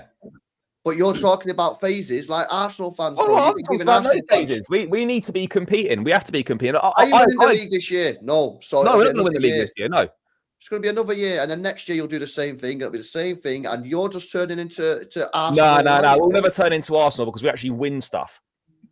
But you win the majors. Don't be gassing up the Conference League. No, I'm not gassing up the Conference League, but for a first seed, we didn't want to be in a Conference League, but you're in it, so you win it. But by the way, I don't disagree with you that we've left ourselves short in key positions. We should have signed a goalkeeper and we should have signed another centre back. I agree with you on that, but the squad, I think the squad has improved from last season, I think the window's been decent, but I do agree with you that we should have done more. We should have done more, and I felt like there was an opportunity to do more. Should have done more. And we should have signed McMahon when we had the opportunity to. We should have signed another centre back. The manager wanted a centre back, and we didn't get him one. So yeah, look, there's kind of mixed feelings. Just really, Charlie, why when me and LB say, right, to any of the Chelsea fans, whether in the chat or whether in a group chat or whatever, when we say goalkeeper, they always tell me the same thing. We've got Penders coming back next year. Oh no, I'm sick of hearing that. Who cares about that? Like, who cares? You've got one for this year, man. Penders has just turned 20, right? And he's played 2 or 3 games with Strasbourg, which are his first minutes in one of Europe's top 5 leagues. And I've got people telling me, we shouldn't sign a goalkeeper. Let's stick with Sanchez, who's proven he's crap over 2 years because it might block Penders. What are we doing here? It's ridiculous. It's mad. The thing is, though, yeah, I don't actually slag Chelsea off in terms of their club. I think they've got some real tight players there. My point is, yeah, They are not adapting their transfer strategy enough. They need more senior players. They've got too many young players, a lot of good young players, but too many young players. They don't do it, and I just think you might be turning into Arsenal light. That's all. No, I don't disagree with you that we. I've said you'll finish comfortably top 5, but you'll be miles off the title race. I've said Robert Sanchez is shit. Your fans are trying to tell me that Sanchez is a better goalkeeper than Donnarumma, which is absolutely hilarious. That's what I got told by a Chelsea fan last week, that Sanchez is better than Donnarumma. That's mental. Who was that? A guy called Quest on Terry's channel. He come on there, he invaded the show, and then he was like, "Yo, Sanchez ain't even that bad. He's better than Donnarumma." That's crazy. And all I'm saying is stop signing players, like Garnacho, and go and sign some top Donny player, and I get cut for it. You just hate Chelsea. The chat is saying Don said it. Did Don say this? Really? Did Don say that? Said it. I don't know if Don Defo said that. My God, I swear. Better than Donnarumma. Would it surprise you if Don said it like that? I mean, he would say something like that, but I swear, I don't reckon he did say that though. I don't think he said that, man. I don't think he said that. But well, look, why man, do your fan base see their arse though whenever like me or Potsy said something about Chelsea, man? Why are they unhappy with me? To be fair, though, bro, I don't disagree with a lot of the things that you've said. I've said it myself. I don't disagree. No one does. 2 Chelsea fans invaded the streams on Terry's channel the other day saying, "You're chatting shit." I said, "Go on then. What am I chatting shit?" They end up agreeing with everything I said. They just don't like the messenger, bro. Yeah, I say comfortably Chelsea will finish top 5, but you're nowhere near a title race. And then they see their ass and tell me that Sanchez is mint. No, Sanchez is not. Unbelievable. Unbelievable. He's definitely not. It's crazy. Charlie, you're a legend. Thanks for coming on, lads. Legend, bro. Good later, boys. Big up to you, man. Big up to you. Wolfie, it is official, my friend. It is official. David Ornstein has tweeted that Nottingham Forest have signed Alexander Zinchenko. And it is a straight loan deal. Personal terms in place. Deal sheet submitted after Javi Galan move ended. And Ukraine international defender is now complete. So no obligation or option? Don't think so. Don't think so. I don't care. I've just been told that we got Bakwa, so I don't care. Bakwa is going to cook the Premier League. What a player. Charlie, no, where's Charlie's gone? Who? I really do question your lot's ball knowledge sometimes. You live in your little top 6 bubble. Who's he play for? Who's he playing for? Strasbourg. Thank you, D. There is finally someone on this panel has ball knowledge. You think we should be all watching Strasbourg on the reg, yeah? I would expect you to all have well-rounded football knowledge on players, especially good players. How many more Strasbourg games? If he's signing for Forest, he's not that good, is he? Really? Would you say that about Douglas Luiz? Would you say that about Douglas Luiz? Yes, because he'd be Villa's 4th choice midfielder. If he was that good, you'd have teams like Man City and Arsenal and Liverpool going after him. Look after my Duggie with the messages. I love Douglas Luiz. Yeah, exactly. Billy, that is so funny the way you said that. If he was that good, we'd have Arsenal, Man City going after him. Just because we don't sign Man U's bum squad like you do, man. Rashford and now Sancho and all that. I hear the note of jealousy in your voice. I hear it. Hey, I don't know who the bloke is. I'd walk past him in the street. There's no jealousy there at all. Well, it sounds like your club would as well. Bakwa, yeah? Bakwa, man. Absolutely. Check his GA. Check his GA. GA. Right, okay. So this season. Is that what you base it on, LB? You, Mr. Eye Test, you based off on GA. I'm saying, yeah, if I've never seen a player, the first thing I'll do is go, right, let me go check the comps, let me go check the numbers, and then I'll go from there. So, first of all, got good numbers, four GA in the 5 games this season already. Four goals last year. Yeah, he got 6 goals, 9 assists in the league. Thank you. Thank you. Yeah, the guy get output. Yeah. Thank you. Big up, Bakwa, good signing. There you go. It's got LB seal of approval. I'm done. Mic drop. Edu doing bits, Wolfie. Edu doing bits, bro. Yeah, no, this is the one. Look, I wanted Akliouche was my number 1 choice. We were very loosely linked to him 2 months ago. Bakwa is for me the 1 tier down from Akliouche, so I'm ecstatic. I'll tell you what, right? Real talk, yeah. If you played Zinni in the 8, it's fine. Play him at left back, it's a disaster, mate. Honestly, he won't play left back. Yeah. He has to be said. Well, how many 8 midfielders you got though? You got quite a few, haven't you? About 8. With him 9. You signed a lot of players, haven't you? You signed a lot of players. Well, I don't know what. Let's be careful of those wages with UEFA. I don't know what happens. I don't know what happens with Forest Wolfie. I'll keep flipping and flopping myself, bruv. Like, you want now Nuno out. You still think we're coming 6th? Yeah, 6th or 5th. Quicker Nuno goes, that might even go higher. Depends on what happens with Glasner. You know what I'm saying? Wolfie, where? You are 5th, 6th, around that.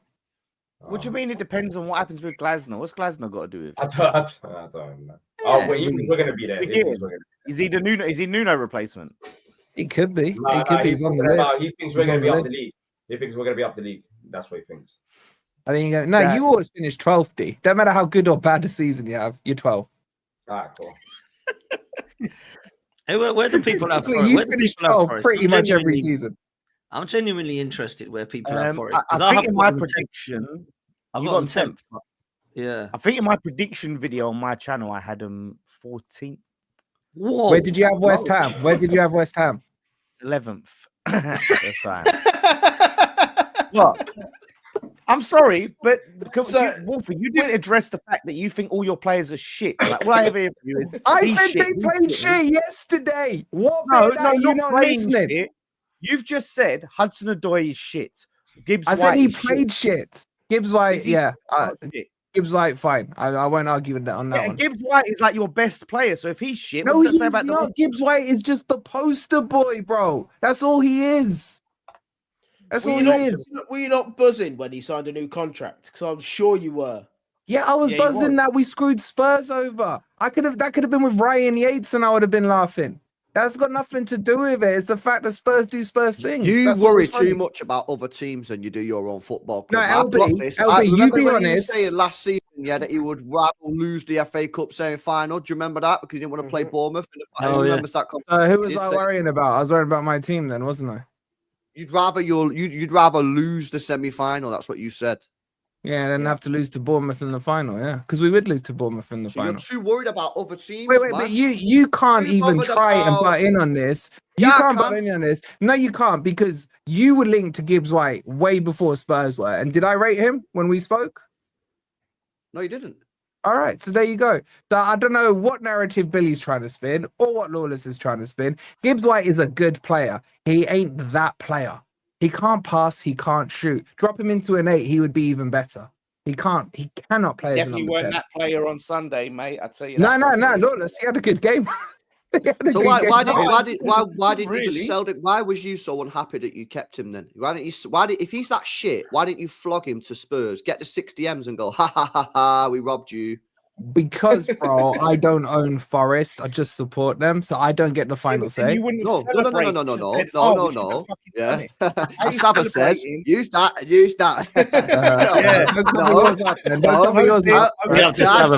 I saw the video. Yeah. No.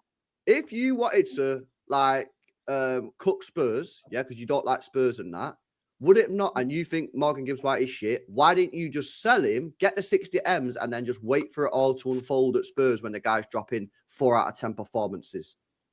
Again, use that. I don't get the final say. Right? No. I can't have an opinion. Him. But you was happy. My opinion. No, LB, you can't do this because I was happy for him to go to Man City. When we spoke, I said have him. I was like, if you want to run up a stupid number like 80, even better. Hold on. My thing was, I don't want him to go to Spurs because my brother supports him. My brother supports him, man. You think good or bad? You think good or bad? It doesn't matter. It doesn't matter.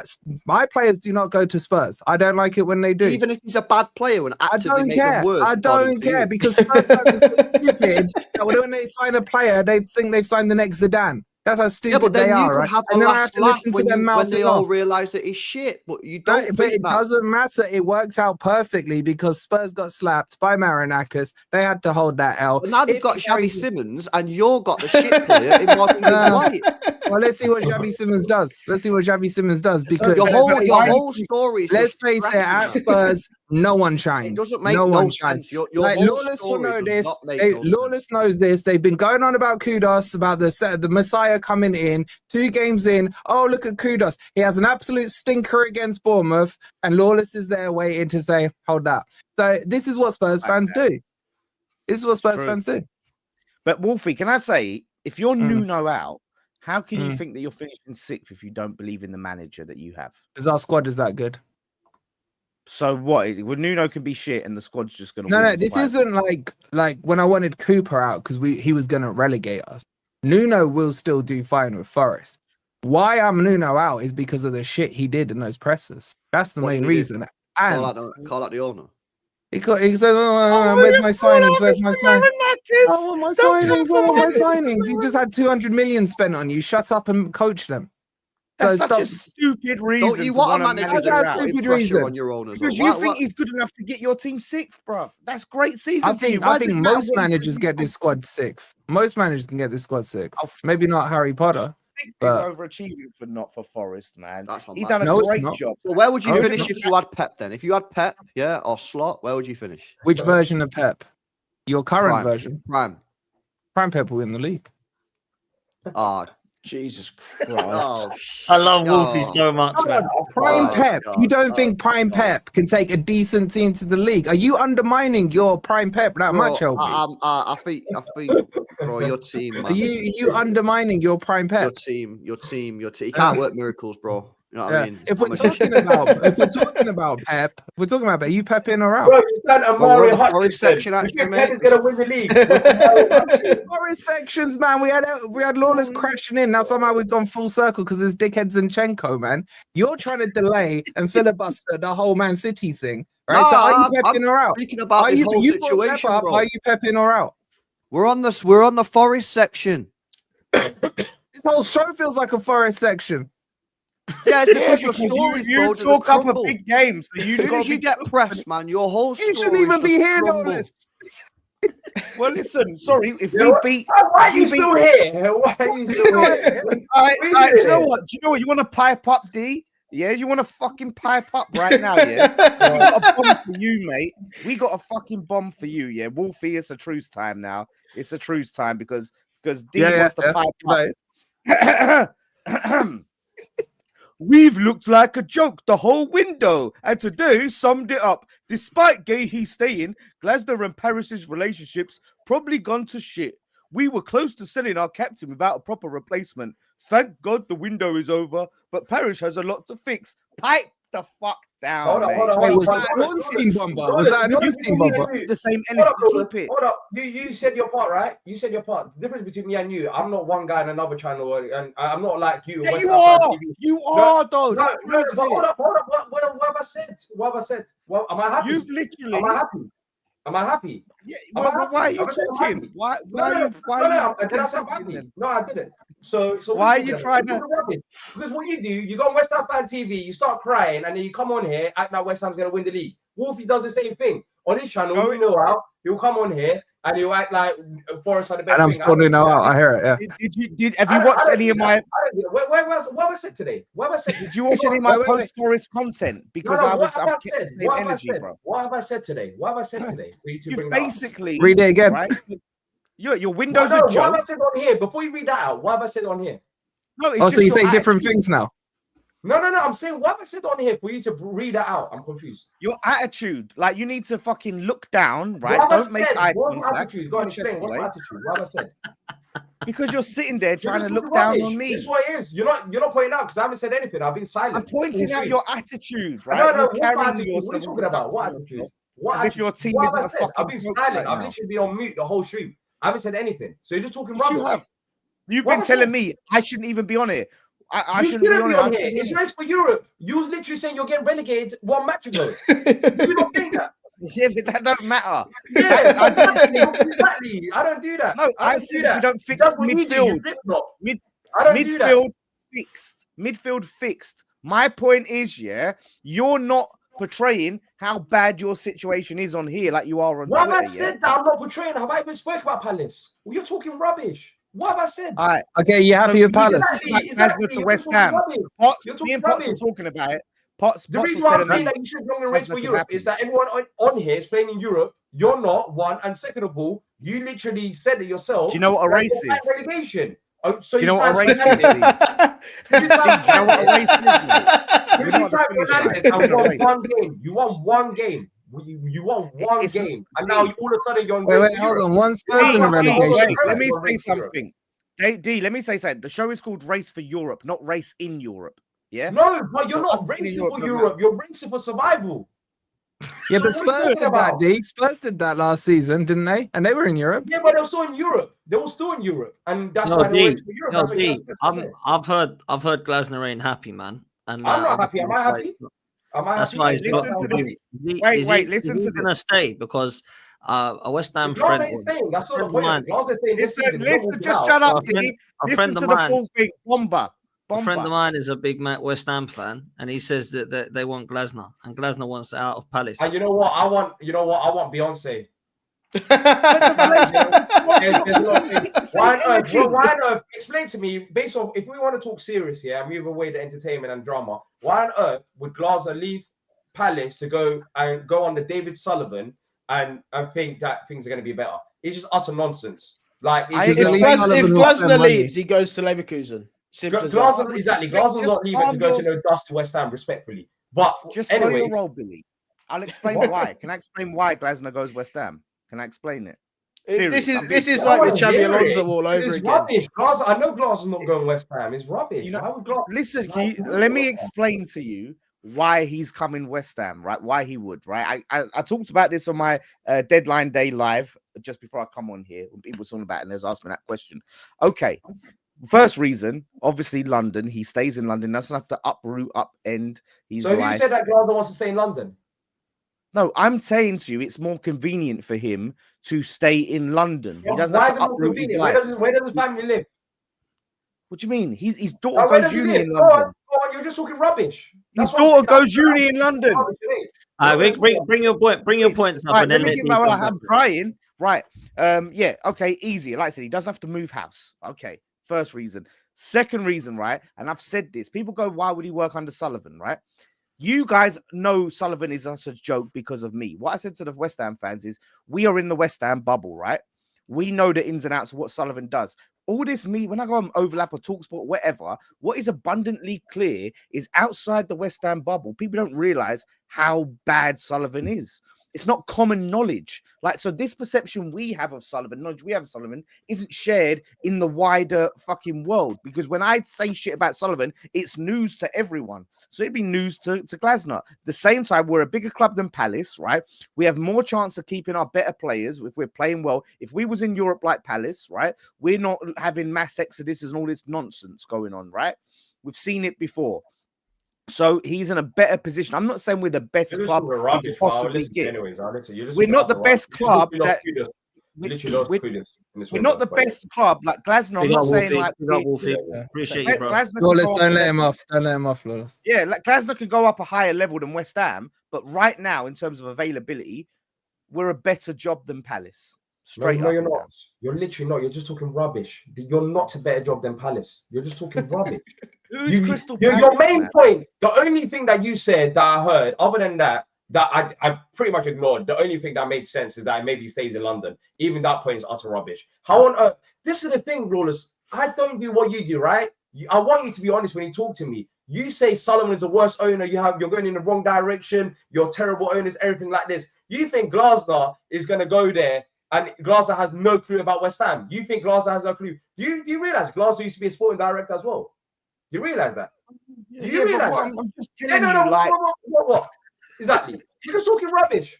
So you have your but he's not looking at it like we look at it. You're owner yourself. So why would Glasner, after looking at what West Ham have done, why did he go to Palace? Look at fucking Palace. What's Palace ever done in their lives? Why did he come to Palace? He went to Palace because we had a project. He went to Palace. He didn't want to join Palace at the time, by the way. He wanted to join at the end of the season because he wanted to work with the players. The reason why I came to Palace is because we needed him at that current moment of time, and we saw him on project. All I'm telling you, yeah, is Potts is spot on with his in. We had better players than you at the time as well. We had better players than you at the time as well. I'm just saying, Mr. Daniel Potts is a credible source, and I trust these sources.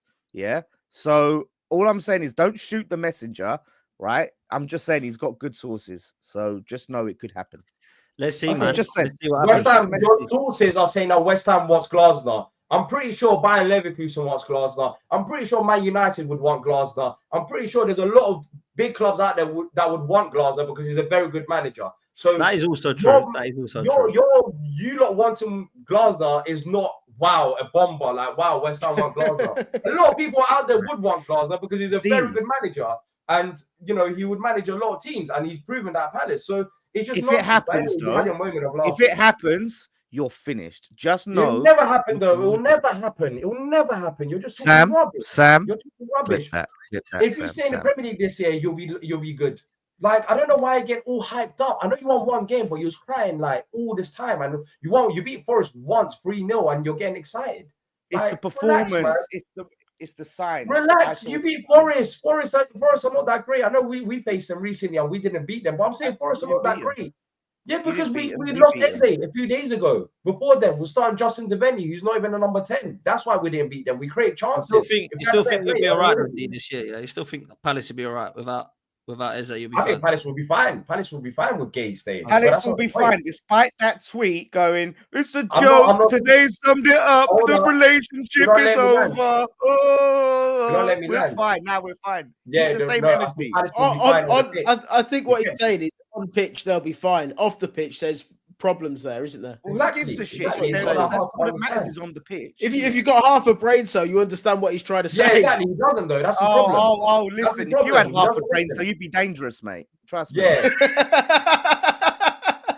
Let me bring Billy and LB in. Otherwise, we're going to go on forever with this show. We do need to wrap. But look, City and Villa deserve a cooking, man, because that was an absolute shambles. Particularly, let's start with you, Billy. That was an absolute mess. I know Lawless has been giving you heat and smoke.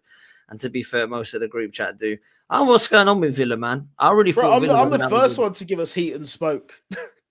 I don't know what's going on with you boys, man. I know you have lately, Billy, but yeah. Go on, what's that, Lawless? No, I was going to say he's the first one to give him smoke. Like he has changed his tune a little bit lately, but he is Mr. Trust in Emery. I trust whoever he brings in. I trust in Emery. Whatever he's got, I trust in Emery, mate. That was you. That's you. That's your gimmick.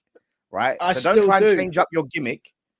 Yeah, okay. What do we think of Villa though? Before Billy comes in, what are we saying as a panel? Because I'm what do we think of shit? I don't think they're that good, man. I think it's an easy, predictable one to have for the season. I think they might struggle a little bit. I mean, you look at their 11, you look at their team, and they've just not really upgraded the side enough in the last year or two for me. I think they're very stale. And I think, obviously, they've got PSR problems. I don't know the full extent of what their issues are, but they're obviously not able to go into the market and hit it hard. You know what I mean? Obviously, I thought that they were going to be able to when they sold Duran, but clearly not. I mean, you're looking at their 11, right? Ollie Watkins still leading up the line. Mallon, Tillmans is in there. John McGinn. I mean, these are good players, but they're players that you probably need to look at upgrading. They've still got Tyrone Mings at the back. Again, I don't think this guy's good enough for where they want to go. Cash still at right back. Start again. These are not. I've been having a chat with my channel today. You know, sometimes it's actually harder to like improve when you've got no glaring like errors or the players are good players. Like they've got a lot of good players, but if you want to improve, you got to make some tough decisions and say, look, he's a good player, but we need better than good. Yeah, if you want to get into the Champions League and be a regular Champions League team, you need better than good. If you want to win the league, you need better than good. You know what I'm saying? So I think for me, I think it's going to be a tough year for Villa. And I think when they get into the summer, hopefully for them, for their sake, they'll have better PSR problems. But I think they need to be ruthless next summer. I think they need to get into that summer and go, right, who's reached their potential? Who's not going to get any better? Who's actually going to start declining? Because I think they've got a lot of players in that squad that have peaked. And it's only going to go downhill. Once you peak, you're coming downhill. That's what I see looking in. I think it was an easy, predictable one that Villa were going to struggle this year. I don't know, man. I find you don't think. No, I agree with what you're saying. I think you've hit the nail on the head. To be honest with you, they're still playing Luca Digne in 2025, bro. I've never rated Villa defensively. I said that to Billy. I know Konsa's their best player. Clearly is their best defender. But the rest of it ain't for me. I'm not a real lover of Pau Torres. I think he's okay, but some people massively hype him up. Like you say, the fullback's been an issue. They haven't had a right back for years, in my opinion. And the goalkeeping situation now looks a mess with Emi Martinez. I mean, what has happened there, Billy? That's an absolute joke as well. Marco Bizot. Oh, what do you think, Bill? Are you going? What are you going for this season, Bill? What are you actually saying? Emery's cracked, mate. He's lost. He definitely hasn't. But what's the Marco Bizot thing? Are you going to explain that as well? Is what you were saying yesterday. Marco Bizot. That's all that needs to be said. They kept asking about Martinez. I kept saying Marco Bizot. Yeah, I know. Rattled. It is going to be a difficult one for us. Do I think we'll be all right in the end? Yeah, I think if we went on a streak of 1 point from 9 halfway through a season, no one really bats too much of an eyelid. I think because it's compounded with the transfer window, how disappointing that's been really, as well as missing out on Champions League. It's all kind of come at the same time. Everything kind of compounds on top of that. It's obviously not a good way to start the season. 1 point from 9, 0 goals scored, really, really poor performances as well. But we've got 2 weeks now. We know the players at the club until at least January.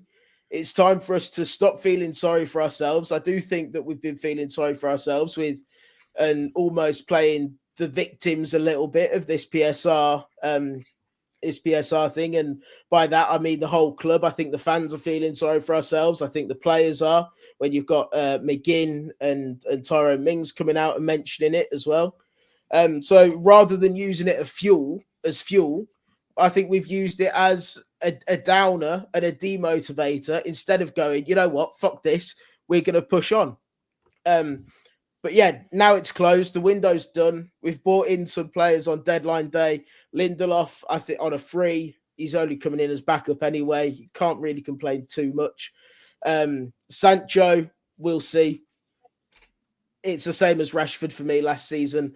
I didn't want us to touch him. Not ideal, but he's here now. Hopefully he can. He's certainly not going to worsen our attack. That's literally impossible. So it'll be interesting to see what he can do. And Harvey Elliott's one that I'm really excited about, actually. I think that's a good signing. And he's our player as well. It's a loan with an obligation, so he's our player. And so yeah, I'm looking forward to seeing what he can do. Add a little bit of creativity in there. Obviously young as well. So yeah, look, it does feel very down. It does feel very depressing. The Martinez situation yesterday obviously didn't help everything. Where did he go in the end? Where did he go in the end? Back to Villa Park. He's not gone anywhere. He's not left. He's not left. So he's kicked up a fuss, didn't play. Instead of getting his head down like Mark Guehi's done, you know, he's kicked up a fuss, didn't play. Apparently he's wanted to leave since January or something. My point of view on it is he's burnt that bridge. I don't want anyone at Villa that doesn't play for us. I don't want anyone at Villa that doesn't want to play for Aston Villa. It's clear as day that he doesn't. I have been his biggest fan, but he's burnt that bridge. Who are you talking about? Emi Martinez. Oh, undoubtedly he will come back into the starting lineup because he is a better goalkeeper than Marco Bizot. But it's a really hard one. It's a really hard one. I'd have liked to have seen him sold, to be honest with you. After I don't know that he can come in now. I think he's burnt bridges. Yeah, did you see the Villa fans? He has absolutely. But at the end of the day, and I tweeted this out earlier, I'd be very tempted to stick him with the under-21s and in a World Cup year, just let him rot with them until January. And if he wants to go in January, he can go in January. Or he what's can actually gone on here? Has he gone on a strike or something? He didn't play yesterday, basically. It's come out that he's wanted to leave. Apparently, it's been a well-known secret. Let's say I can't think of the proper words for it, but a well-known secret within the club that he thought that he was going, and he's said his goodbyes and things like that. Obviously, at the end of last season, apparently things may have happened at the end of last season as well with the club. I don't know ins and outs or anything. No one does yet. But it just seems like a complete and utter mess of the situation. And I'd be very tempted to have Marco Bizot starting more regularly. Where are you finishing, I really Billy? would. Where are you finishing? I still think we'll be in and around the conversation for Europe. I really do. What Europe, though? Conference? Europe. Top six. Yeah, I think we'll be in the conversation for top 6. Depending on what we do / what we can do in January, maybe we need a few more additions to push us on. I don't know, but yeah, it's certainly not going to be, in my opinion anyway, I don't think it's going to be an awful season, a non-Europe season. I think if anything, we might get to the round of 16 quarterfinals of the Europa League, and then possibly decide to put all of our eggs in that basket. So yeah, who knows? I think it's wide open. I think this Europe is wide open, man. Do you know a team I think could actually genuinely fight for Europe this season? People might laugh, yeah, and Lawless ain't going to like this because he thinks I suck up to him. I think Everton have got a great shout, you know. Oh, here we go. They look good so far. I think Everton have got. I think Everton's window in quality. I like the look of that.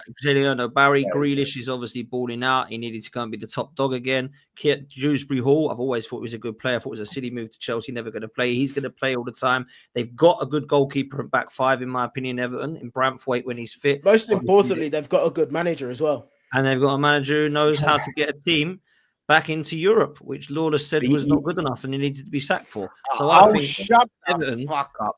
I think by the way, Everton, you know who's got Everton next? Aston Villa. Mm-hmm. They've got Everton next. That could be 4 games. I think Everton could float around sort of. I've got them in the top half personally in my prediction. However, I think if there was a team that could surprise, it would be Everton. I might be wrong. There's a lot of this wide open, man. I think it's so wide open. I think they're a good side, man. I mean, they're a good side, and they've just got their stadium. They've got a great fan base. I don't know, man. We'll see. Moyes is obviously a good manager and taking teams from relegation battles towards Europe. I think he's done it with Everton already. He's gone back there. Fans know him. He knows the club well. Done it with West Ham. And now it looks like West Ham and Everton might switch places. So we'll see. Did he do it with Sunderland? No, it wasn't there long enough, really, was it? Did he do it with Sociedad? No, Premier League. Premier League. He knows Premier League. He knows Premier League well. He knows Premier League. Oh, okay. What did he do with Man United? How did that go? That would come on, man. You're actually going to say that was Moyes' fault. Look at all the other managers. Right, but you're acting like all these. I'm just saying, mate. He's a good manager, man. He's a good manager. I don't think he's great. You should give him a lot more respect, Lawless. I wouldn't want him at Arsenal, but he's a good manager. He's a good manager, man. Yeah, but like, we have to be honest conversations. I think West Ham fans like yourself were a bit harsh on him personally, but you know, it is what it is. Look, let's move to LB. Press isn't always good. We need to close and. My God, I mean, I spoke to LB earlier, so I'll let someone else come in on City. I don't know what's happened to this club, man, but it does not look the right club anymore. The recruitment looks dead. Pep don't look happy. The board, I don't know what they're doing in terms of where they're trying to get the club back to. They have not replaced the quality players that have gone. And I'm going to liken it a little bit similarly, to when we went invincible and we just literally broke up a team. All of a sudden, they'd all gone. And we just did not replace him with the same quality. Like we lost Ashley Cole. I liked Clichy, but he was never as good as Ashley Cole. Patrick Vieira was never replaced. Neither was Pires. Neither was Henry. Neither was Bergkamp. Then Lundberg went. We lost Kolo Toure, Sol Campbell. And I'm thinking they've all gone. Within like 2 years, they were literally all gone. And we were trying to build up with kids again. Now, I'm not saying City are trying to build up with kids because they haven't gone for just young players, but there is some young players in there. I don't know what's going on, if I'm honest with you. But before I bring LB in, what are you saying, D, Lawless, Billy, City? Defensively, I don't think they've strengthened enough. Their problems are defensively. I think Rodri coming in there, being consistent, will probably help them stabilize. It's still early in the season, but yeah, just the defense. It's just I think that's the main concern. I'm surprised. I'm actually surprised about them not. I thought Guehi would have been. Huh? You think they'd be back, City? Of course, City will be back. See, did you think they would this year? I mean, this year, yeah, I did, and I still don't think it's like fully over. I don't think there's any great teams out there. I think Liverpool probably edge it, but every team has got their flaws. I think Liverpool not signing Guehi, they're defensively, they've still got question marks. I think their attack is they can get him in January, though. What do you think about that? Them getting him in January? You said that. No, I'm just saying, like, obviously he's got 1 year left on his deal, so the last chance for you to make some money on Guehi is January. Well, there's no point. Come back. It's like 10, 15 million pounds. I mean, what we're going to do with that? But I don't know. Steve Parish. I haven't even spoken about Palace, but leave that aside. Look, defensively they haven't been great, but then Arsenal got their problems as well. So I think they'll be in and abouts there, but I think Liverpool right now are probably favourites after Isak. Man City are letting me down, man. They're letting me down. Like Man City were the team I relied on in the past few seasons to stop Arsenal having any joy whatsoever, and they did a great job. Last season, they took their eye off the ball. Liverpool was the saviours, and I thought maybe this season Man City can come back with a vengeance. But I think West Ham, Chester City has to be on a pause. We have to have a break, and it's Liverham right now because I have to back Liverpool. I'm sorry, LB, but they're my saviours. They're who I look to, and I hope you can come back. But right now, sounds like some sort of East End cuisine. That Liverham. Yeah, you know, give a bit Liverham, mate. Give a bit Liverham down, yeah. What would it actually do? What would it actually do to you if Arsenal won the league, though? What would it actually do to you? What would it do to me? Yeah, not much. It would not much really. The guy would explode, like it would evaporate. I don't even know. Like seeing Declan Rice, Declan Rice winning, yeah, exactly. No, man, no, it cannot. Head would be on Mars. It would be on Mars. Mate, you feel really proud that would seeing Declan Rice lift trophies. It would make that was my boy. What makes me feel proud is seeing you sitting there as you hear Liverpool fans celebrate the goal, and you're like.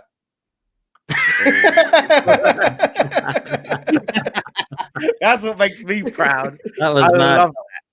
That was all Sky Go's fault, man. That was all the technical difficulties at Box Park, and the screen was just black. Yeah. So what's going on here? So we had to log into Sky Go to watch the game, man. But now look, Man City. Do you think he'll change his system, LB? Yeah. Do you think? I think we'll be going direct a lot more. Because you got Donnarumma in, right? Who's a different type of keeper than our best performance last year was Newcastle at home. We beat them 4-0, which was I couldn't believe it. Fucking couldn't believe it. I thought it was cooked. And we went long a lot. And then yesterday, first half, we was going long a lot. I think we're going to be starting. We'll still play up at the back, but I think we'll be going long a lot more. A lot more. Listen, the truth is, this whole situation is a perfect example of when you let quality players leave and you do not replace the quality. I remember watching Ian Holloway on TalkSport a few years ago, and he said 99% of what happens in your season is just dictated to by what you did in the transfer window, right? And it's facts. Let me just give you some information. When we won the treble, these players, were on the bench in the Champions League final. Riyad Mahrez, Julian Alvarez, Cole Palmer, Phil Foden, Laporte, Kyle Walker. They were on our fucking bench. Yeah? Yesterday, my only attacking option was Jeremy Doku off the bench. We've let Riyad Mahrez walk out of football club, and we've replaced him with Jeremy Doku and Savinho. Not good enough. We've let İlkay Gundogan leave the football club in the treble year. Replaced him with İlkay Gundogan a year later. Not good enough. We've let Kyle Walker, the greatest Premier League right back of all time, walk out of football club. We've not even replaced him. We've just gone, fucking go on, Nunes, midfielder, you have a go. Ruben Diaz has declined. John Stones has declined. We're spamming out Rodri. Rodri yesterday, Pep before the game said he won't start. He won't play the full 90. We've had to spam him out again for the full 90 minutes. I don't think Rodri's happy with the situation based off his post-match comments. De Bruyne, obviously, we've tried our best. We've replaced him with Turkey. We've just not replaced the players that have left with enough quality. We've got too many good players. Savio, Doku, good players, but they're not good enough to win you the league, man. Yeah, we're still playing Bernardo Silva in 2025, like midfield, pretty much every game. So it's just, we're just signing too many like okay players, man. Like you need to sign the Reinders of this world, the Wirtzes of the world, the players that have been there and done it. Yeah, we've spent a lot of the fingers as well. We spent pure money 2 years ago, right? We could have got Bruno G from Newcastle for 100 million quid. Yeah, and the club decided not to spend it. They said it was too expensive. Since then, they spent 50 million quid on Nunes and 50 million quid on Nico Gonzalez. Neither of them two midfielders can lace Bruno G's boots. So you should have just paid the 100 million quid. You've tried to save money by not spending the money, but you still spent the same money and you're still miles off where you're at. So it pisses me off because, like, this is what they do. You know what I mean? Like, you know what I mean? You could have got Elise out of Palace, but instead you went and got Savio because you saved the cash because it was cheaper because it was a CFG. I don't know why you didn't. I don't know why. Oh, Elise, yeah, was literally perfect for Manchester City to replace Mahrez. Yeah, Exactly. got the Algerian DNA, techie baller, can get the output to replace Mahrez. But because we could get Savio for cheaper, we went and got Savio. And listen, Savio's a good player, but he's nowhere near the levels of Elise. Elise walked into Bayern Munich and got 50 G&A in his first season. Yeah. Do you know what I'm saying? So it's just like, oh my God, it's just so frustrating because I say it's frustrating because we've let this happen to ourselves in real time. Like, we're literally doing it to ourselves. And this year, I think we've done a bit better. You know what I mean? We've bought Reinders, who I think is going to be a baller. We've seen signs of it. I think he needs to get up to the pace of the game, but he is going to be a baller. Cherky, listen, I've always said, I've not been shameless once. I said I would have preferred Wirtz over Cherky. Why? Because Wirtz is doing it for the here and now. You know what I mean? He's already done it for Leverkusen. Yeah, I think Cherky's got a bigger ceiling. I've already said that, but for the here and now, Wirtz is the guy. And Aït-Nouri, I like Aït-Nouri. I think, you know, there's a time and a place to play him. There's a time and a place to play Josko Gvardiol on the left, right? But we've tried Donnarumma, good signing, but I just don't think it's enough. I think the damage over the last 2 windows has already been done, and now we've tried to play catch-up.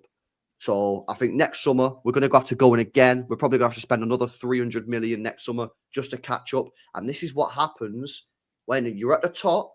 You've got to stay at the top. You've got to maintain it every year. You've got to be good. Last year, yeah, we won the league, right? Sorry, not last year. The year before we won the league, had a 4th one in a row. We only just won the league that year over Arsenal. We had to win our last 10 games of the season. If we didn't win the last 10 games, we wouldn't win the league. So that you'd say, all right, cool. But also bear in mind that we only just won the league despite having the Ballon d'Or winner in our team, because he got the Ballon d'Or that year, and the PFA Player of the Year in the team, Phil Foden. So for me, that's a red flag. The board should have been sitting there saying, okay, we won the league. However, we only just win the league despite having the Ballon d'Or winner and the PFA Player of the Year. Like, how is that a thing? Like, if you've got the 2 best players in the world in your team, how have you should have cleared it. But what did we do? We bought Savio and Gundogan. Not good enough. And now the club, and now Walker's dropped. Yeah, the contracts are fucking wild. We take contracts out to players that don't deserve them. And I just feel that, like, I just don't know, man. I think Pep walks at the end of the year. I've already said it. I think he goes at the end of the year. I think he realizes that it ain't good enough. I think Rodri's fuming. And I'm just pissed off with the way that we've let this happen because we've done it to ourselves. We've done it to ourselves, man. I'm quite shocked, man, because I think you were. I still think that you are one of the best run clubs. But I look at what you've done in the last couple of years, and I think, are you now? Like the way it's gone, I'm not saying it's a shambles because I can't really talk when it comes to Manchester City and what you've won in the last year. But I'm just looking at City in the last 2 seasons, thinking that don't look like a team that's going to win much. I've got to be honest with you, LB. I don't look at you defensively and think you're good enough. I think your balance in midfield has still got to be 100% fit for it to work. I think with Reinders and Rodri being fit all times. Up top, you're always going to score with Haaland, but your wingers, I don't know, man. Like wingers are so poor. Like, you know what I mean? Like, for a top team that wants to be winning the Champions League, we've got Savio, Doku, and Bob. It's just not good enough. Like, they're just not good enough. Let me tell you some stats, yeah? I'm going to tell you some stats. Jeremy Doku, in 2 years, has got 1 assist to Haaland. Do you know Edison, my goalkeeper, last year, 3 assists for Haaland. My goalkeeper in 1 season has more assists than my winger. Yeah, in 2 years. How fucked is that? So then I go, so that's what I say. Yeah, bro, I say this, yeah, I say, okay, so if you're a winger at Manchester City, your job, in my opinion, just my opinion, yeah, but I want to hear your takes because I have this conversation with City fans all the time, but I want to hear your views. Remember, we've put Haaland on a 10-year contract, yeah, and he's on 500 grand a week. So in my opinion, I think you need to build the team around Haaland, yeah? All your wingers need to be able to create chances for Haaland, right? If you're not creating chances for Haaland on a regular basis, I think you need to be able to score a shitload of goals. Do you boys not like see that's fair logic? Like if you're not, you either need to create loads for Haaland, and if you don't, you're not creating, so you need to be scoring. Well, Doku don't score goals, you don't create. Savio creates a bit for Haaland, but he's only scored 1 Premier League goal last year. 1. And then Bob's a newcomer, he's come through, he's played 1,300 minutes. So it's like If Pep does go, LB, like who would you want to see come in replace him? Are you looking at would you take a Glasner, a Iraola, or are you looking at established like? I'm not not Lewis Enrique. Are we like Lewis Enrique type? Yeah, like yeah. I think I'd be the three on my list. I got different ones, right? So number one would have to be Lewis Enrique. Yeah, which would be pretty funny because we've just signed Donnarumma, so you get fucked again. But yeah, Lewis Enrique, he'd be my number one target. Yeah, number two target would be Nagelsmann. Yeah, but obviously he's got World Cup this year, so he'd probably come in late. But Nagelsmann, I like the way he plays football. And then number three would be Company. That's the three. Man. I'd take Hansi Flick over Company any day. But I don't think you're getting Flick out of Barca, but I think you could get Enrique out of PSG. yeah, I think money talks, man. It's like when people say to me, "Who do you want?" I go Enrique. They're like, "Why would he go Arsenal?" Man, he's on 15 million a year. Arteta, of course he would come. Like it's a French league, man. It's just not very prestigious. Yeah, like he's done it. He's basically completed it already at PSG, and he's done a treble. It's done. Like, do you know what I mean? It's just not a very prestigious league. Like, look at Neymar. Neymar went there, yeah, because he wanted to. Obviously, he was getting bank and that, but like he felt like he couldn't win the Ballon d'Or at Barca because Messi was there. So he went to PSG, but he realized real quick that there's no eyes on PSG. Like, bro, when was the last time you watched PSG in the league? I don't watch PSG in the league. No one watches PSG in the league, man. But you'll put Barca on against Real Madrid, or you might put Barca on the Atletico, or you'll put Bayern on the Dortmund, or Bayern versus Leverkusen or something. Yeah. Are these your injuries, by the way? That is mad. Are these your injuries? Injuries are crazy, yeah. But like, I'm done with the injuries, man. You know what I'm saying? Like, is what it is. That is pretty mad. Ain't Nori, Guardiola, like Huzanov. Yeah, but to be fair, Huzanov's been Phillips. Bro, do you know what's you know what's mad about Phillips? You know he's still got 3 years left on his contract.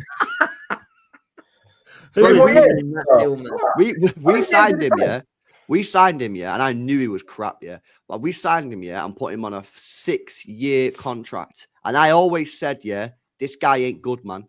Yeah, we will not cut it at Manchester City unless he plays in a double pivot, yeah, because he's too slow. But because he can ping balls left, right, and centre, he's got that ping, yeah. But I've always said, man, I think long-range passing is mad overrated. You know, like when people talk about like the pingers, unless you're being mad press, like you've all played football, innit? Like I actually don't think that's that hard. I actually think it's a mad overrated thing to ping a ball without pressure. If you're just sitting there on the edge of the box and no one's pressing you, and you've just got all the time in the world to just ping a 30-yard pass, I think it's mad overrated. Now, don't get me wrong. If you're being pressed to fuck, yeah, and you can do it under pressure, that fair dues, isn't it? But that's basically all he had going for him, man. That was a stupid. Phillips was a system player under Bielsa as well, in my opinion. And he was better back then because he wasn't injured all the time because he was about 23, I think. But look, he had a good season when he was like at the Euros, wasn't it? Alongside Rice. Sorry, I love that comment. I think someone just joined the stream and said, "Wait, why is Lawless here?" I'll be real. I don't know. Let me do these slippers and we'll get out of here, man. We beat a team in Europe. Don't panic. Kenyatte hasn't become a bad player overnight. This is what I keep saying about some of the Arsenal players as well, man. That is an Arteta thing for sure.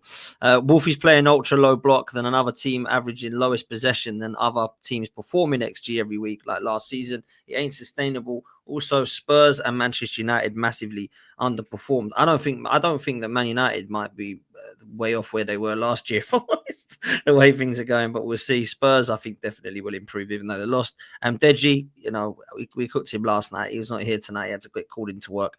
Eric says Liverpool spent 350 million this year. Fan on here crying about Guehi. What happened? What goes around comes around. He was crying. I think to start with, wasn't it to start with people giving Errol a bit of stick about like should have done this earlier and stuff. I think that's what he's. Oh yeah. I mean, you're gonna wrap up, so I haven't spoken about anything, but yeah, Liverpool should have done it earlier. Yeah, I mean, to be fair, D, I was trying to rattle and wind you up, and I thought I was going to, but it hasn't worked out that way, man. But yeah, you lost Eze, you haven't lost Guehi, and you know, hopefully Eze will do really well with us. I'm still. It's not happy days. I'm happy that Guehi is here. It's still not happy days. There's so much. It was a shit show window from Palace. But your guys are going to be calm with Guehi, right? No, what do you mean? Like you guys are cool with Guehi? your Of fans? course, there's Why nothing would wrong they? with Guehi. I just think it's embarrassing by Palace. Yeah, Read yeah. it, No, man. it is. It is First of all, embarrassing. let's get the Liverpool stuff out of the way. Liverpool, they knew what they were doing. They were trying to pressure us like they done with Newcastle. With Isak come to a day before the window shuts, they're gonna force Palace to sell. But from Palace's perspective, what was we doing? What was we doing this whole window?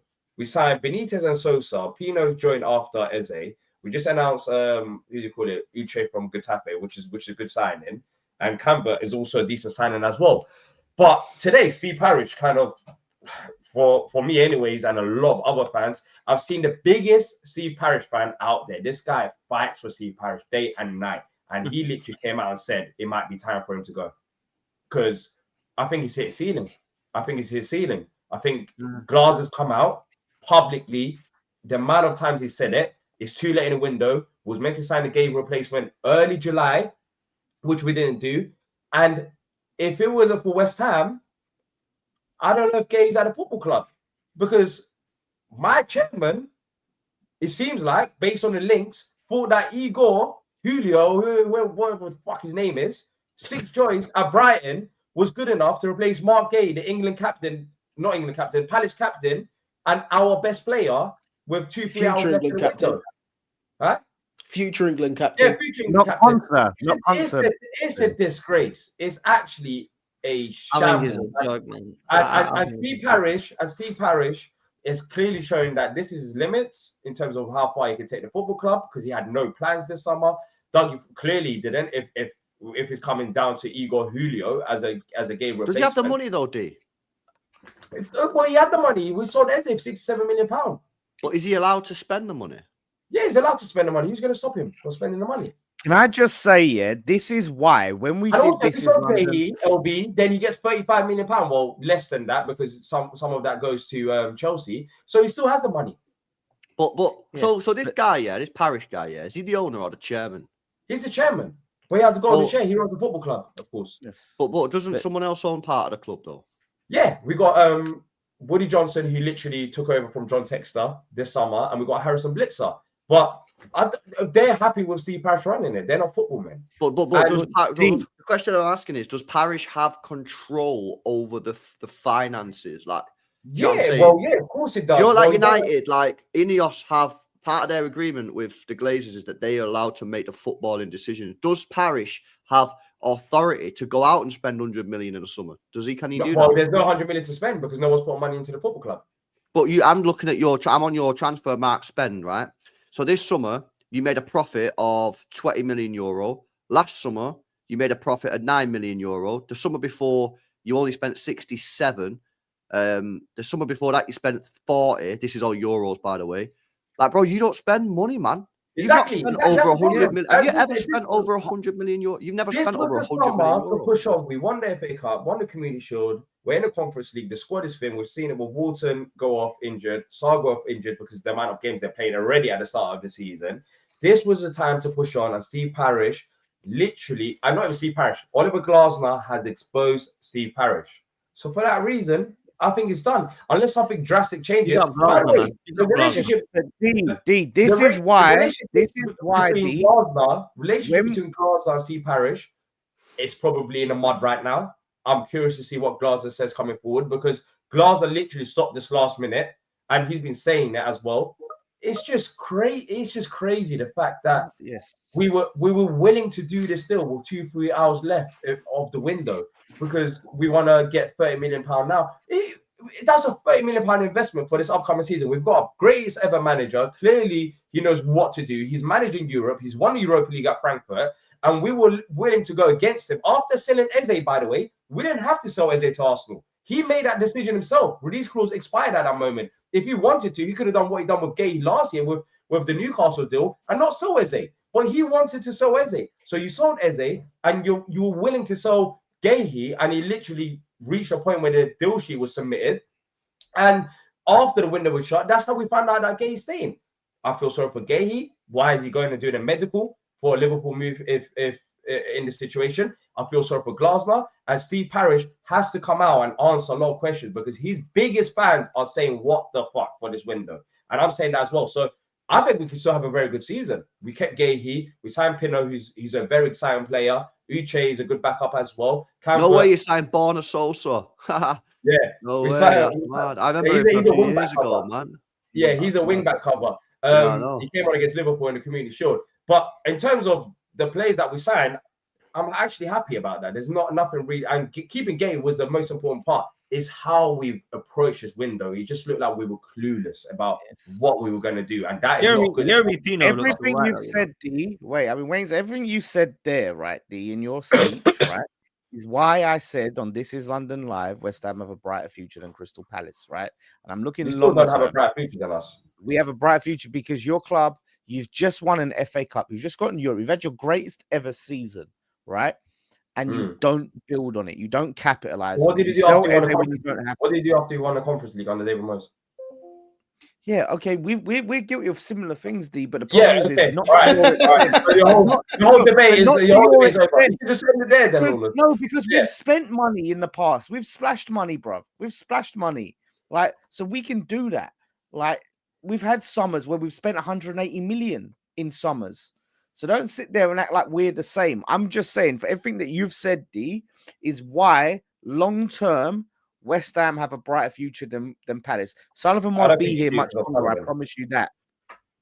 We're still 14 games unbeaten, by the way. We're 14 games unbeaten. I believe we've got 10 clean sheets in the last 18 games.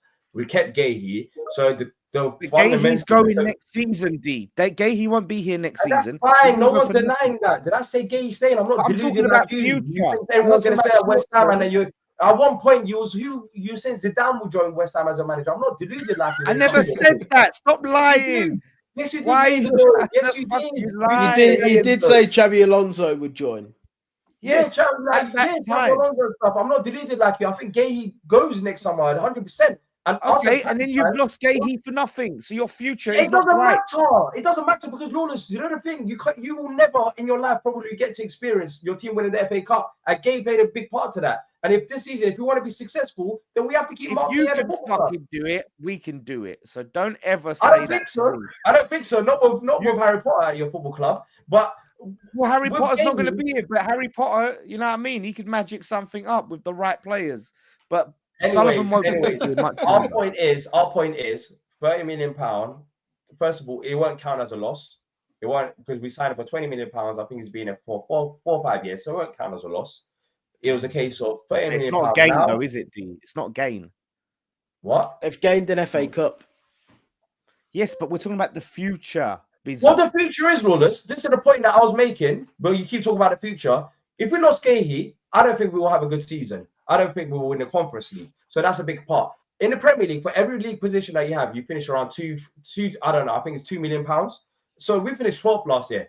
By keeping Guehi, I genuinely believe that we have a chance of finishing the top. Do you trust Parish not to sell him in January if Liverpool come back early January? Do you trust Parish? Well, I don't know. I haven't had the time to think about that. We'll see, because Glasner clearly made it clear that we can't sell him. Maybe. I don't know about that. But if we keep Guehi, if we finish in the top half, we can already cover an extra probably £10 million from there, right? And then Conference League. If we go far on that, we could also get money from the Conference League. So I don't know. By keeping Guehi, there's potential. There's potential to get around £15 million. There's a potential to get around £15 million. By the way, if all that game money was going to Chelsea, we're not getting £35 million. There's no money in it. But he gives a shit about the money, man. Like, surely just what what do you mean who gives a shit about the money, man? He's just talking about money. He's just saying I'm saying there's financial benefits to keeping Guehi because we'll be a better side and we'll earn more money. Would you rather, have sold Guehi for 35 mil or keep him for a year, but have a crack at the Conference League, have a crack at the Carabao, exactly. That's our stance. That's our stance with it. If you say Palace have come out winners by keeping him. Of course they have. Of course they have. The only person who's lost in this is Steve Parish because of what he done today. He lost a lot of the fan base. A lot of the fan base. It was a PR disaster for him because of the move that he tried to pull after what Glasner said. A lot of Palace fans are, of course, going to be backing Glasner. We're going to be behind him. And he basically said to Glasner and to the fans, fuck off. That's what he said to us. Because he's like, I'm not going to listen to you. And for that reason alone, he's lost a lot of the fan base. Good luck to him recovering that. Because today... Fuck off to West Ham, Glasner. You reckon you can win that? You reckon you can win that conference, bro? I think we can. with Glasner and Guehi at the You football should club. do. You should Yeah. do. Who's the think we best? can. Like, who are some good teams in that? Strasbourg is there, but they just sold one of their key wingers, and they signed Ben Chilwell as a left wing back cover. So we actually have them as well. Alkmaar's there. I don't know. Like You got Fiorentina in there. Yeah, they're there as well. They're always in there.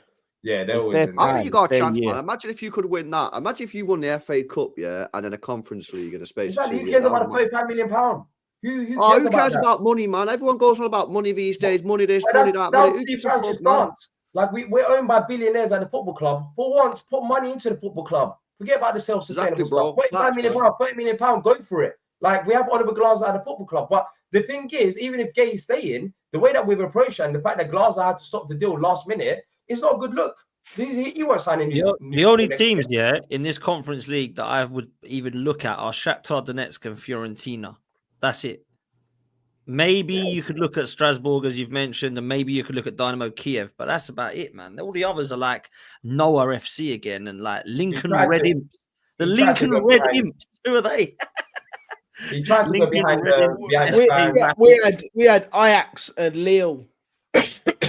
Yeah, he tried to go behind the fan base and also the manager, and he's literally fucked up in this situation. Yeah, I agree. Good luck to him. I don't know how he's going to recover it, but I'm not happy with him. I think he's kind of he's shown his true colors this summer. We just look clueless out there. And thankfully, Guehi's staying. I feel sorry for him because of what's happened. But yeah, we just have to build on now. The squad is in a decent position after selling Eze Pino's exciting player. But it's still not. It's been an annoying summer, the worst summer that I've probably had in a long time, despite winning the FA Cup. No, I agree. Listen, people. Just quickly, I've just seen that apparently the Visser deal for with Newcastle was done with 30 seconds to spare. Whoa! Wow, how's that happening? Why is that taking that long? No idea. That's what that Keith Dowie has just reported on Newcastle. What are they doing, man? Honestly, it's just crazy, isn't it? They've had a absolute. I bet they can't. They are so happy this shut. I tell you that. There's a lot of clubs, Villa included, that I'm just glad that the window's over.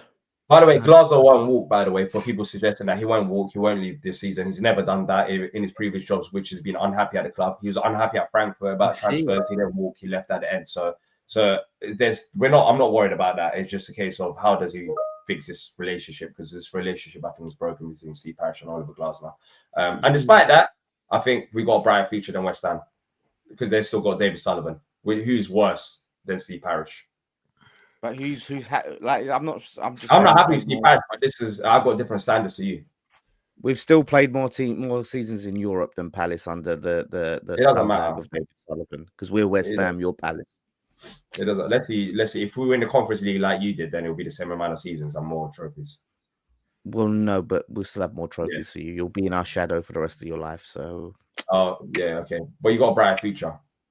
You want the thing is, Lola, we need to end the stream, but you won one game. The cheekiness out of you. I was being actually humble with you since the start of the season. I haven't even been getting at you on nothing because I've actually Yes, you have. Yes, but you have. know what?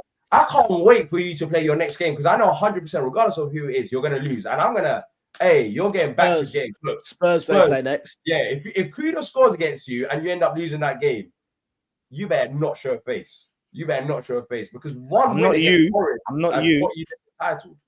You want to block him, Lawrence. You want to block him. Nah, listen. Yeah, how did that work out for you last time, Billy, when you said that? Yeah. So we'll see about. West Ham got 6 trophies. Yeah. Don't forget the World Cup. Don't forget the World Cup in '66. The World Cup. If we're doing an Arteta, we count the Community Shield. No, we don't count them. We're not doing any Arteta. Let me put it here, right? So you won 3 FA Cups, 64, 75, 80.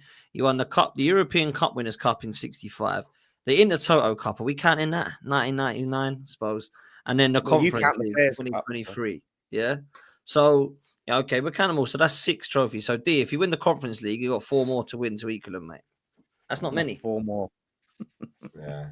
I won the World Cup as well. So yeah. How many World Cups? Let's see West Ham stay up this year. Let's see if West Ham stay up this year. Let's see. Yeah. If we do, you're in the mud. Yeah, There we we've go, got man. you in a few weeks. I can't wait. How can you say that, Lawless? That should be bare minimum. Yeah, if we do, if this is up, I'm in a mud. Yeah. All right, yeah. That's what you're saying. That's not even Yeah, bare I minimum can't lie. for you. Yeah, I can't wait. Yeah, I can't. I don't know what I'll do once I'm set up in the Premier League. I don't know what I'll do. All right, sweet. Well, look, we're going to close there, man. I'm going to send you over to Aaron. Aaron's chatting at the moment about Arsenal. Aaron talks Arsenal. Excuse me. Go and show him some love. And make sure you're following Billy, AV Billy, and Billy on AV Billy on YouTube. I was going to Make sure do you're that, but following it's not there. XLB. Yeah, it's not there. Don't follow Marco Bizot. Well, you can if you want, but You can won't follow get Billy. Marco Bizot. You won't get Billy. Make sure you're following It's LB. Make sure you're following D Palace and Back of the Nest and Lawless Live West Ham Fan TV. Make sure you hit like and subscribe. Make sure you've checked out and got your new jerseys. Now that the window's shut, you can go get your favorite player on the back of them as well. OK jerseys. Click on the link in the description and make sure you go and show them some love as well. £15 for any top that you want. Can be international as well as club. And now it's the international break. Why not go and get yourself an international one as well? 15 quid. You can't say better than that. Go and show Aaron some love. Go and spam the chat. Dan Potts Raid. And we'll see you next time. We're out of here, people. Laters.